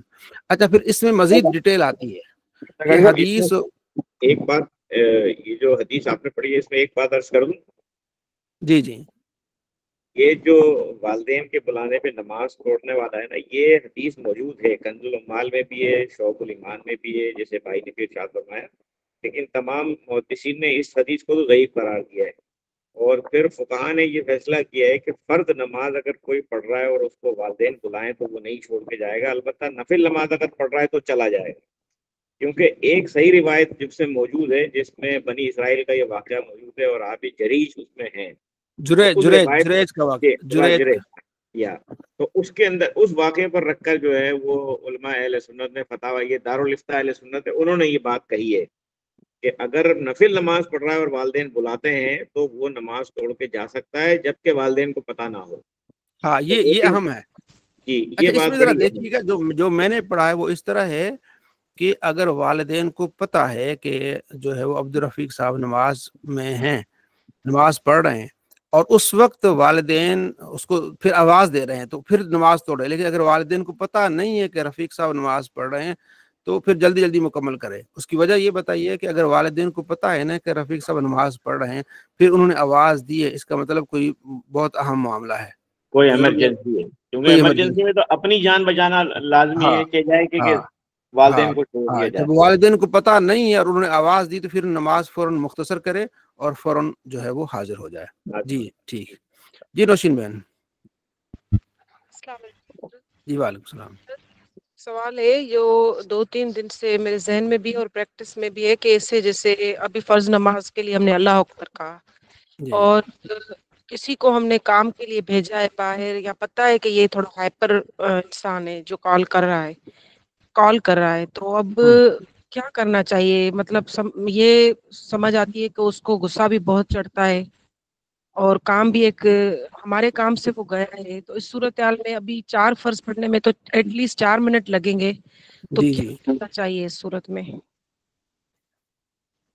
دیکھیں فرض تو توڑے نہیں جا سکتے نا۔ اچھا اگر توڑے ہوں تو؟ ہاں وہ پھر توبہ استغفار کرے، ٹھیک ہے جی، تو فرض نہیں توڑے جا سکتے، اور جو نفل اگر توڑے گا تو اس کا نفل توڑے گا تو پھر دوبارہ پڑھنے پڑیں گے، ٹھیک ہے۔ تو یہ ہے کہ فرض کو پھر مختصر کر لے، جو مجبوری کی حالت میں جو فرض مختصر ہوتے ہیں نا، مثلا آپ نے رکوع میں 1 مرتبہ سبحان ربی العظیم کہنا ہے، 1 مرتبہ سبحان ربی الاعلیٰ کہنا ہے، ٹھیک ہے جی۔ تیسری اور چوتھی رکعت میں آپ نے صرف 3 مرتبہ سبحان اللہ کہنا ہے، فرض کی ہاں جلدی میں آپ نے تیسری رکعت میں صرف فاتحہ کی بجائے سبحان اللہ سبحان اللہ سبحان اللہ کہیں، چوتھی میں سبحان اللہ سبحان اللہ 3 مرتبہ سبحان اللہ کہیں اور رکوع میں چلی جائیں، ٹھیک ہے۔ یہ حضرت علی کا قول ہے مصنف ابن ابی شیبہ میں کہ تیسری چوتھی میں آپ یہ کر سکتے ہیں، اور بہار شریعت میں بھی یہ مسئلہ لکھا ہوا ہے۔ تو ایسی حالت میں آپ تیسری رکعت میں چوتھی میں سبحان اللہ کہہ کے اور درود پاک بھی اللہم صلی علی محمد وعلی آل محمد پر کے سلام بھیج دیں. اس طرح آپ کی جو 4 منٹ کی نماز ہے وہ 2 منٹ تک آ جائے گی اور فوراً آپ اس کو رپلائی کر سکیں گی.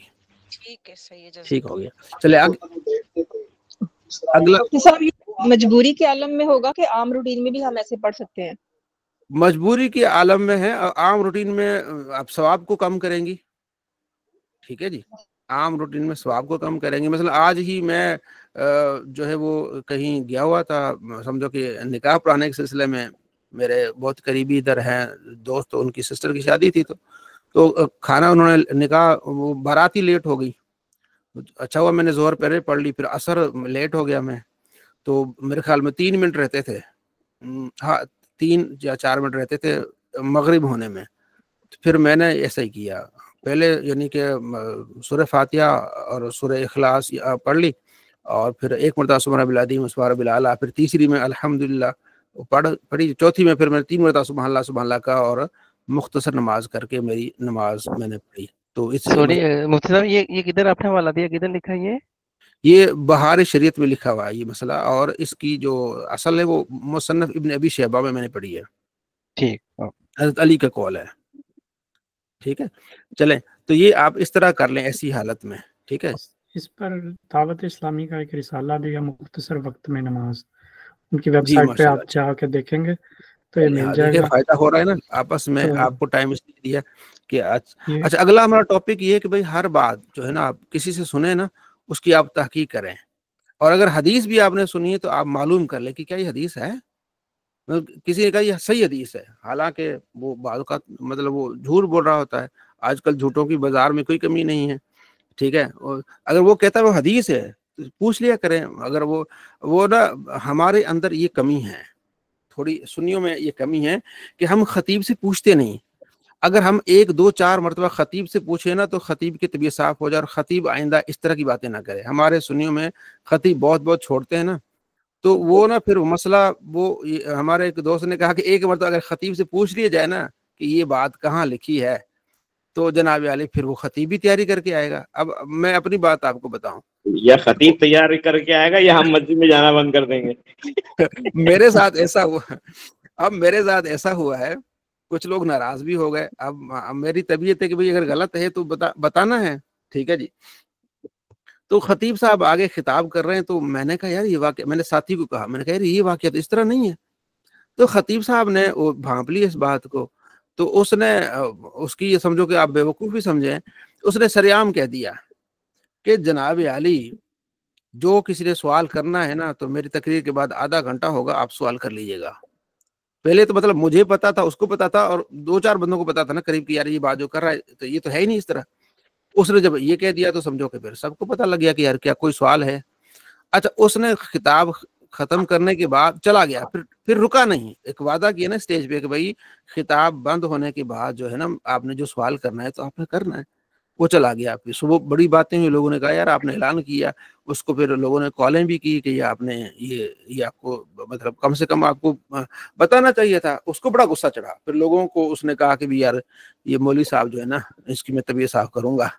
تو اپنے لحاظ سے جو باتیں کی، 6 مہینے کے بعد پھر لوگوں نے ان کو بلایا. تو جناب علی پوری تیاری کر کے آیا، اور مجھے دوست نے کہا یار چلیے، وہ ذرا باہر کھیتوں میں تھا، کسی نمبردار نے بلایا. تو میں نے کہا نہیں یار خواہ بات بگڑ جائے گی. انہوں نے کہا کوئی نہیں آپ پیچھے بیٹھیں گے، ہم لوگ نا ہم نے آگے اسٹیج پہ تھوڑی جانا ہے. ہم نے کہا چلو ٹھیک ہے. تو ہم پیچھے جا کے بیٹھ گئے. تو انہوں نے تقریر میں ہی کہا جی میں جو بات کی تھی نا 6 مہینے پہلے، جو پوچھنا ہے پوچھ لیتے. اور پھر تقریر میں اس نے رفع الیدین کا ذکر بھی کیا. اب جب تقریر ختم ہوئی تو وہ بندہ کھڑا ہو گیا. اس نے کہا جی آپ نے کہا کہ رفع الیدین آپ علیہ السلام نے کیا، پھر آپ نے کہا کہ منع کیا، چھوڑ دیا آپ نے، کچھ جو ہے وہ اس طرح کی باتیں کی. تو نبی علیہ السلام نے کب کیا اور کب ختم ہوا؟ مجھے اتنا بتائیں. رفع الیدین کب شروع ہوا اور کب ختم ہوا اور کیسے ختم ہوا، یہ ذرا مجھے بتائیں آپ. تو آئیں بائیں شائیں. تو آپ کون ہو؟ آپ سنی ہو وہابی ہو؟ انہوں نے کہا جی میں سنی ہوں وہابی ہوں، اس سے آپ کی کیا غرض ہے؟ ٹھیک ہے جی. تو آپ یہ بتائیں، حدیث بتائیں کہ آپ علیہ السلام نے کہاں منع کیا ہے، ٹھیک کب شروع ہوا ہے. وہ کہ تم بتاؤ سنیوں کو وہابی. اس نے لوگ کہہ رہے ہیں یار آپ کو کہہ رہے ہیں سوال کا جواب دیں. تو میں نے جب دیکھا نا کہ بات بگڑ رہی ہے تو پھر میں پیچھے سے آگے آیا. تو لوگوں نے کہا جی وہ علامہ صاحب آ گئے، مسئلہ حل ہوگا. وہ کرسی سے اترے، مجھے جگہ دی کہ آپ کرسی پر بیٹھے ہیں. تو پھر میں نے ان کو بتایا بھی میں تمہارے ادھر گاؤں کا رہنے والا ہوں، میرے پاس کتابیں ساری، آپ علیہ السلام کے صحابہ آتے تھے، نبی علیہ السلام نماز کا طریقہ انہوں نے دیکھا آپ علیہ السلام کو، آپ علیہ السلام رفع دین کیا، پھر وہ صحابہ چلے گئے جنہوں نے آپ علیہ السلام کو جیسے دیکھا انہوں نے ایسے نماز پڑھی. لیکن بعد میں آپ علیہ السلام نے خود منع کر دیا، جیسے مسلم میں ہے. اور آخر میں جو آپ علیہ السلام کے ساتھ رہنے والے ہیں، آپ کو غسل دینے والے ہیں، وہ حضرت علی رضی اللہ عنہ ہیں اور حضرت عبداللہ بن مسعود ہیں. تو انہوں نے رفع دین نہیں کیا اور چھوڑ دیا. انہوں نے کہا وہ اچھا، وہ بتا خود کھڑا ہو گیا جس نے سوال کیا تھا اور بحث ہوئی، اس نے کہا جی مجھے تو بات سمجھ آ گئی ان کی، آپ لوگوں کو آئی؟ انہوں نے کہا جی ہمیں بھی بات سمجھ آ گئی. تو معاملہ ایسے رفع دفع ہوا. وہ جو نمبردار صاحب تھے جنہوں نے بلایا تھا، وہ مجھے کہنے لگے علامہ صاحب اگر آپ کو کوئی کتاب چاہیے نا تو مجھے ضرور بتائیے گا. میں نے کہا خطیب صاحب کو کتاب دو. اچھا، خطیب صاحب سے بحث ہوئی، بات ہوئی. میں نے کہا دیکھیں یہ تقریباً میرے خیال میں 2002 کی بات ہے. اچھا، اس وقت میری تنخواہ تھی 2000 روپے. تو میں نے خطیب صاحب کو کہا یار آپ آج رات 4000 کما کے گئے ہوں گے، تقریباً 4 سے 5000 روپے ایک رات میں، اور میرے پاس میرے پورے مہینے کی تنخواہ 2000 ہے. اور ابھی جا کے دیکھو میرے پاس بخاری مسلم نسائی کا جو سیاست ہے اس کا ایک سیٹ پڑا ہوا ہے الگ الگ سے، ایک پڑا ہوا ہے کہ 6 کی 6 جلدیں مکمل ہے، اور ایک میرے کمپیوٹر میں پڑا ہوا ہے. سمجھو کہ 3 سیٹ میرے پاس پڑے ہوئے ہیں. تو میں ایک غریب آدمی، مطلب سمجھو کہ 2000 میری تنخواہ ہے، میرے پاس 3 سیٹ ہیں سیاست کے، آپ کے پاس کتنے ہیں بتائیں؟ بس خاموشی. میں نے کہا آپ اتنا کماتے ہیں، کم سے کم آپ کتاب تو رکھیں. تو بات یہاں چلی تھی کہ ہم اپنے خطبہ سے پوچھیں کہ جناب علی یہ آپ نے جو بیان کیا ہے وہ کہاں لکھا ہوا ہے. اکثر لوگ ہم سے پھر میسج کرتے ہیں کہ یہاں خطیب بیان کر کے گئے ہیں یہ، اور جو ہے یہ کہاں لکھا ہوا ہے. اچھا، اب تو ایسا ہوا پچھلے 2 سال پہلے یہ ہمارے ہاں ایک خطیب آئے جناب علی، 9 بجے محفل شروع ہوئی ہے اور 1 بجے ختم ہوئی ہے. آخر میں خطیب نے 1.5 گھنٹہ لگایا، باقی نعت خانوں نے، اور کوئی بات سمجھ نہیں آ رہی. تو مجھے کہا اب آپ کی آخری باری ہے. میں نے کہا آخر میں میری باری ہے، مجھے یہ بتاؤ. خطیب صاحب جانے لگے. میں نے خطیب صاحب آپ کی 1.5 گھنٹہ ہم نے تقریر سنی ہے، آپ ذرا ہماری 2 منٹ کی تقریر سنیں. آپ نے عوام کو کیا دیا ہے مجھے بتائیں. آپ نے اتنی اونچی آواز آپ نے اسپیکر چلا کے رکھے، کان جو ہے نا وہ پھٹ رہے تھے. ادھر سے ہماری بہنیں مائیں بھی آئی ہوئی تھی، وہ بھی سننے کے لیے آئی تھی. تو 1.5 گھنٹہ آپ نے تقریر کی، آپ نے کیا عوام کو دیا، کیا سکھایا ہے؟ آئیں بائیں شاہ جی ہم مہمان ہیں، آپ مہمانوں کی بے عزتی کر رہے ہیں. بھائی مہمانوں کو بتانا نہیں، مہمان ہماری بات بھی تو سن کے جائیں نا. ہم نے ان کی نعتیں بھی سنی ہیں، تقریریں بھی سنی ہیں. تو میرے ایک دوست ہے، وہ بڑے اس بارے میں وہ ہے، وہ نا کوئی کہیں بھی کوئی جاتا ہے آتا ہے نا، وہ ٹائم نوٹ کرتے ہیں. تو میری بھی عادت بن گئی.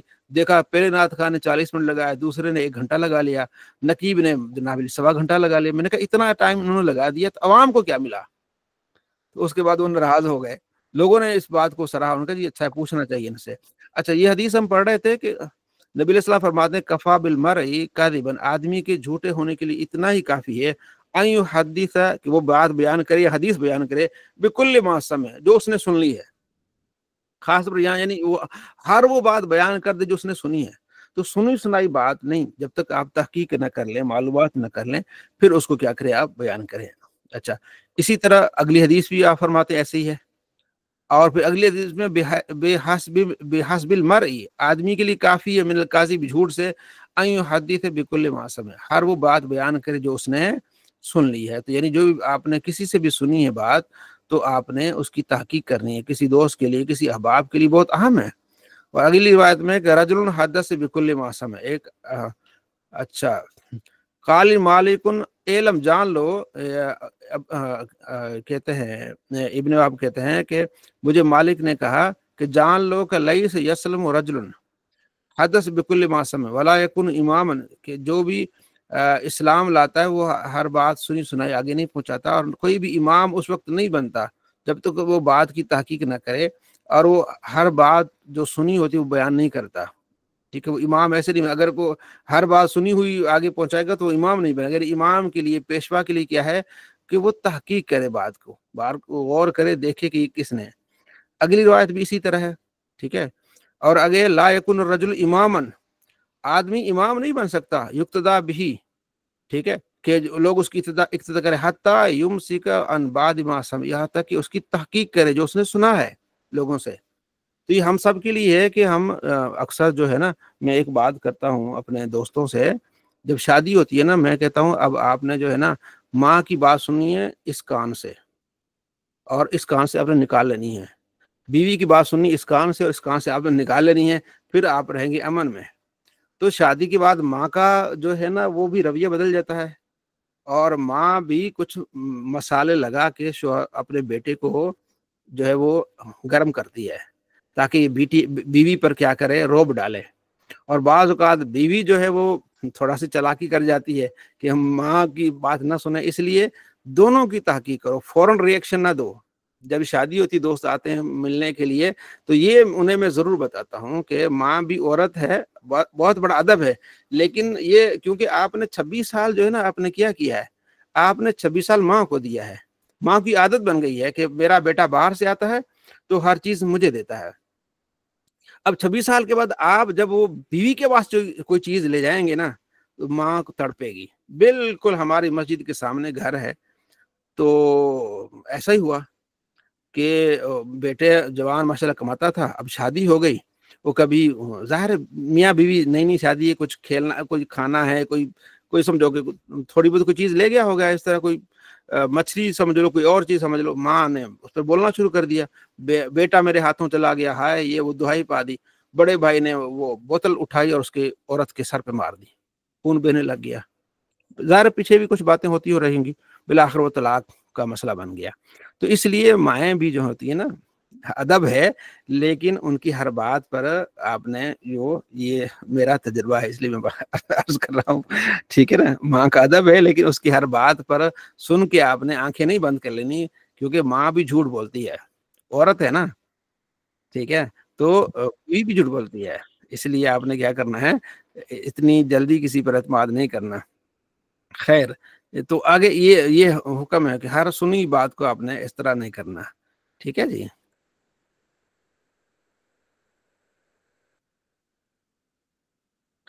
آگے کو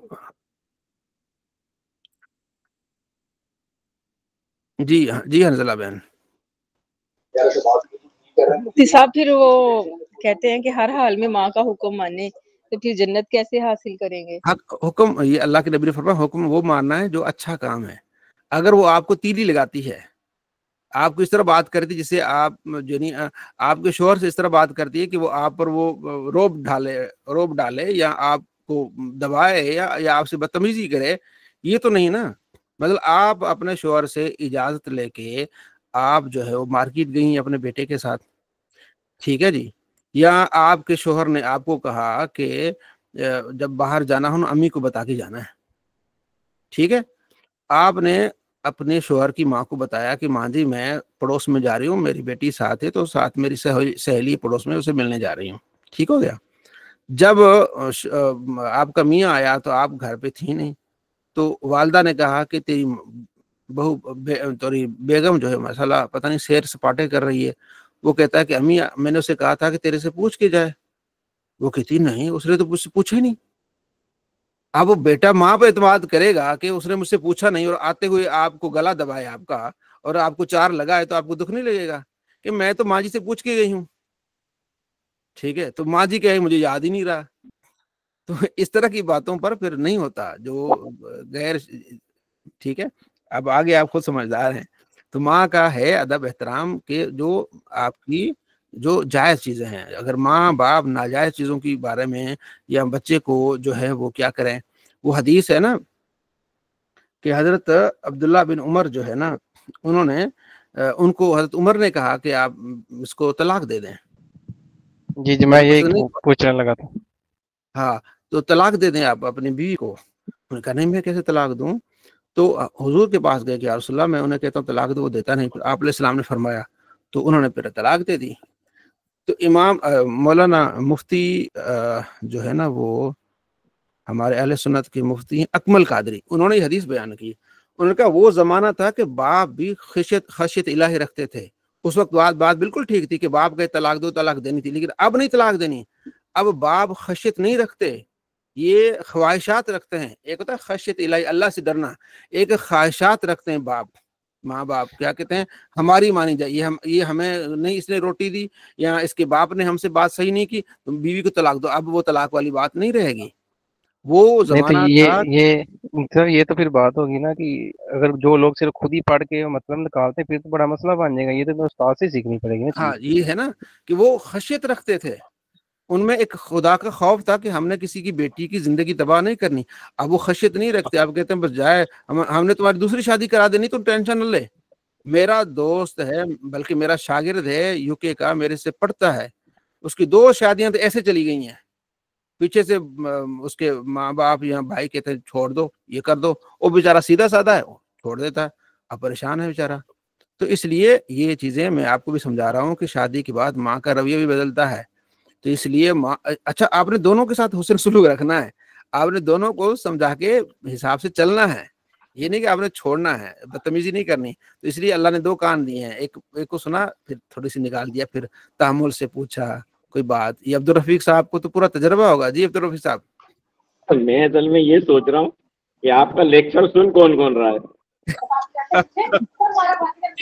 मुफ्ती साहब फिर सारी कुर्बानी फिर और रुतबे जो हैं फिर वो शहादत के मर्द हजरात को ही मिलेंगे फिर। तो मर्द हजरात जो है ना बहुत पिसते हैं बेचारे, बहुत सब्र करना पड़ता है उनको बहुत कुछ सहना पड़ता है। ये बड़ा जो है वो साइंटिफिक मसला है और अल्लाह ताला रहम करे, बस जिनकी किस्मतें अच्छी हैं वही आबाद हैं, वही खुशहाल हैं। बाकी ये मामला जो है ना साइकोलॉजिकली ये सारी दुनिया में हर नस्ल हर कौम के साथ इसी तरह है। मैंने एक फीमेल का मैंने जो है वो एक लिटरेचर पढ़ा था, कोई समझो कि 10 साल पहले। उन्होंने उस लेटर उसमें जो होता है ना वो मेरे ख्याल में नावल नहीं था, वैसे वो जो होता है अखबार में क्या बोलते हैं उसको, कालम लिखा था उसने कहा बेटियों के जो जिंदगी बर्बाद करती है ना शादीशुदा बेटियों की, तो वो माएँ होती हैं। बिल्कुल सही बात है। उसने फिर मिसाल दी, उसने मिसाल दी कि मैं अपने बच्चे को छोड़ने के लिए जब स्कूल गई तो मुझे पुरानी अपनी एक फ्रेंड मिली, तो मैंने उसे कहा तेरी जो है वो शादी लाहौर हो गई थी, तो तू अब वापस कराची कैसे आई है? उसने कहा मेरी अच्छे घराने में शादी हो गई थी, शोहर जो था वो पीटीवी में काम करता था, अच्छा कमाता था, तो मैं पढ़ी लिखी थी, मैं घर पे अपना मतलब। तो माँ आई, उसने कहा तू क्या कर रही है भाई, हाँ तेरे शोहर के 4 भाई हैं, तो उनको खाना भी दे रही है, उनके कपड़े भी धो रही है और सारा दिन घर में है, तू बाहर कमा, इनकी तो नौकरानी लगी हुई है। उसने तीली लगाई। वो अगले दिन वो कहने लगी अपने शोहर को कि मैंने भी बाहर काम करना है, मुझे भी काम लेके। उसने कहा मैं काम कर रहा हूँ, सारा कुछ कमा के आ रहा हूँ, तुम्हें क्या जरूरत है? नहीं, मैं अपनी आजाद जिंदगी मैंने भी गुजारनी है, मैं ऐसे अंदर तेरे भाइयों के कपड़े धोऊंगी तो कपड़े कितने धोने होते हैं, मैं तेरे भाइयों की रोटी पकानी है मैंने, ये वो करते जनाब वाली बात बिगड़ गई। उसने कहा नहीं, यहाँ तक कि बात तलाक भी आ गई, लाहौर सो के कराची आ गई, एक ही तलाक हुई थी अभी। तो उस औरत ने उसको समझाया कि तेरी दुश्मन अगर है तो तेरी माँ है भाई, अगर तुझे सब कुछ दे रहा है, वो तेरी सारी ख्वाहिशात पूरी कर रहा है, तुझे बाहर जाने की जरूरत ही क्या है? जहां तू 4 रोटियां बना लेती है, अगर वो 10 रोटियां बना ली तुझे क्या फर्क पड़ेगा? सारा दिन फारिग होती है। उसकी बात समझ आई, उसको अकल आई, फौरन वहां से निकली, माँ को भी नहीं बताया, टिकट करा के कराची से लाहौर पहुंच गई। तो उसने रिजल्ट ये निकाला कि माँ को ख्याल करना चाहिए, अपनी वो मोहब्बत के चक्कर में या लाड के चक्कर में अपना घर बेटियों को तबाह करते हैं। चलें आगे हम चलते हैं। हमारे यहाँ था कि आपने इमाम, अच्छा हजरत अब्दुल्ला बिन मसूद का मैं आपको एक कॉल बताऊं। अब्दुल्ला बिन मसूद कहते हैं मानत बिमुहद्दिसिन कौमन हदीसन, आप कौम को वो हदीस ना सुनाएं जो उनकी समझों से बालातर हो, इल्ला कान लिबादिम फितरतन, क्या तुम उनको फितरे में मुब्तला करना चाहते हो? वे कुछ ऐसे लोग हैं, उन्हें आप सीधी सादी बातें बताएं, आप उन्हें कहें नमाज पढ़ो, रोजा रखो, हज करो, ये उनको बताएं, आप उनको सहाबा के इख्तिलाफ शुरू कर देंगे। और नमाज, सॉरी इसका नंबर बताइएगा, ये बड़ी इंपॉर्टेंट है। इसका क्या नंबर क्या है इसका? ये हदीस का ये मैं ढूंढ रहा था, इसको ढूंढ रहा था। चलो 14 नंबर है इसका, 14। ओके ठीक है। तो हजरत अब्दुल्ला बिन मसूद कहते हैं कि तुम लोगों को वो बातें बताओ जो उनकी अकल में आ रही, जो उनके समझ आ रही, जो उनको फायदेमंद है, तुम इस तरह की बातें बता के उनको फितने में न डालना। अब देखिए आज सोशल मीडिया पे क्या हो रहा है, असल काम की बातें कोई नहीं है, وہ صحابہ کے اختلاف، پتہ نہیں وہ کون سی چیزیں، فلاں چیزیں، اب لوگ ادھر گھسے ہوئے ہیں جو اصل کسی کو بات سمجھ، اب کچھ لوگ تو بدتمیزی پہ اتر آتے ہیں. ایک بھائی تھے میرے، زاہد صاحب نام تھا، کوریا کے، تو انہوں نے کہا جی میں تو ایک صحابی کو گالیاں نوز باللہ بکنے لگا ایک بندے کی تقریر سن کے. اللہ نے مجھے بعد میں ہدایت دی کہ میں یہ کیا کر رہا ہوں. کچھ لوگ جذباتی اس طرح جھوٹ سچ ملا کے، تو یعنی اس طرح کی قوم کو بھائی بات بتاؤ، فرائض کی، واجبات کی، ہدایت کی، نیکی کی، اصل بات یہ بات بتاؤ. جو اختلافی مسائل ہیں صدیوں پہلے گزر چکے، اختلافات گزر چکے، ان کو آپ رہنے دو. اور آگے بھی اچھا اسی طرح کا قول حضرت علی کا بھی ہے رضی اللہ عنہ، وہ بخاری میں ہے کہ آپ نے لوگوں کو ان کی عقلوں کے بارے میں بات کرنی ہے جو ان کی یہ مرزا سمجھ پہ میں آئے. صادق آتی ہے، یہ حدیث مرزا پہ بالکل صحیح آتی ہے. بالکل یہ مفتی صاحب یہ ابھی دیکھ لیں نا، جیسے ابھی ہم نے بخاری مسلم کا ابھی آپ نے ہمیں پڑھا رہے تھے، تو ابھی حنزلہ بہن نے سوال کر لیا کہ بازار تو پھر ایسے لگ رہا ہے کہ جیسے امام، اب کوئی بندہ اس پہ ویڈیو بنا دے جو ہے زبان درازی شروع کر دے، تو یہ تو نہیں نا، ایک طریقے سے کوئی بھی چیز ہے اس کا طریقہ کار ہوتا ہے کس کو کیا بتانا. اب یہ جو میرا نا دوست ہے عالم لڑکا، اس نے نا اس دن اسٹیٹس لگایا کہ میں جو ہے نا بندے کو چھوڑ، میں نے کہا کیا ہوا ہے؟ وہ کہتا جی میں تو اپنے باپ کے ساتھ مسئلہ بن گیا تھا، وہ صحابی کو نعوذ باللہ اس نے گالی دے دی، اور جو ہے یعنی اس کی بہن کو بھی. تو یہ حالات چاہ رہے ہیں اس ٹائم، وہ اپنے باپ کے ساتھ اس کا جو ہے نا مرنے مارنے کا مسئلہ آ گیا تھا. تو وہ چیزیں جو مطلب ضرورت نہیں ہے، وہ واقعات چھیڑ کے اور لوگوں کے گھر تباہ کیے جا رہے ہیں. چلے آج ہم یہاں تک کر لیتے ہیں، ہمارا ٹائم مکمل ہوا الحمدللہ. پھر انشاءاللہ کل پھر آگے ہم جاگے مزید کچھ چیزیں ہیں جو اس کا ہم انشاءاللہ کریں گے، جو اللہ کی توفیق سے آج ہم نے پڑھا اللہ کریم قبول منظور فرمائے. انشاءاللہ پیار محبت سے ہم اس کو مزید آگے چلائیں گے، انشاءاللہ بہت کچھ سیکھنے کو ملے گا انشاءاللہ. یہ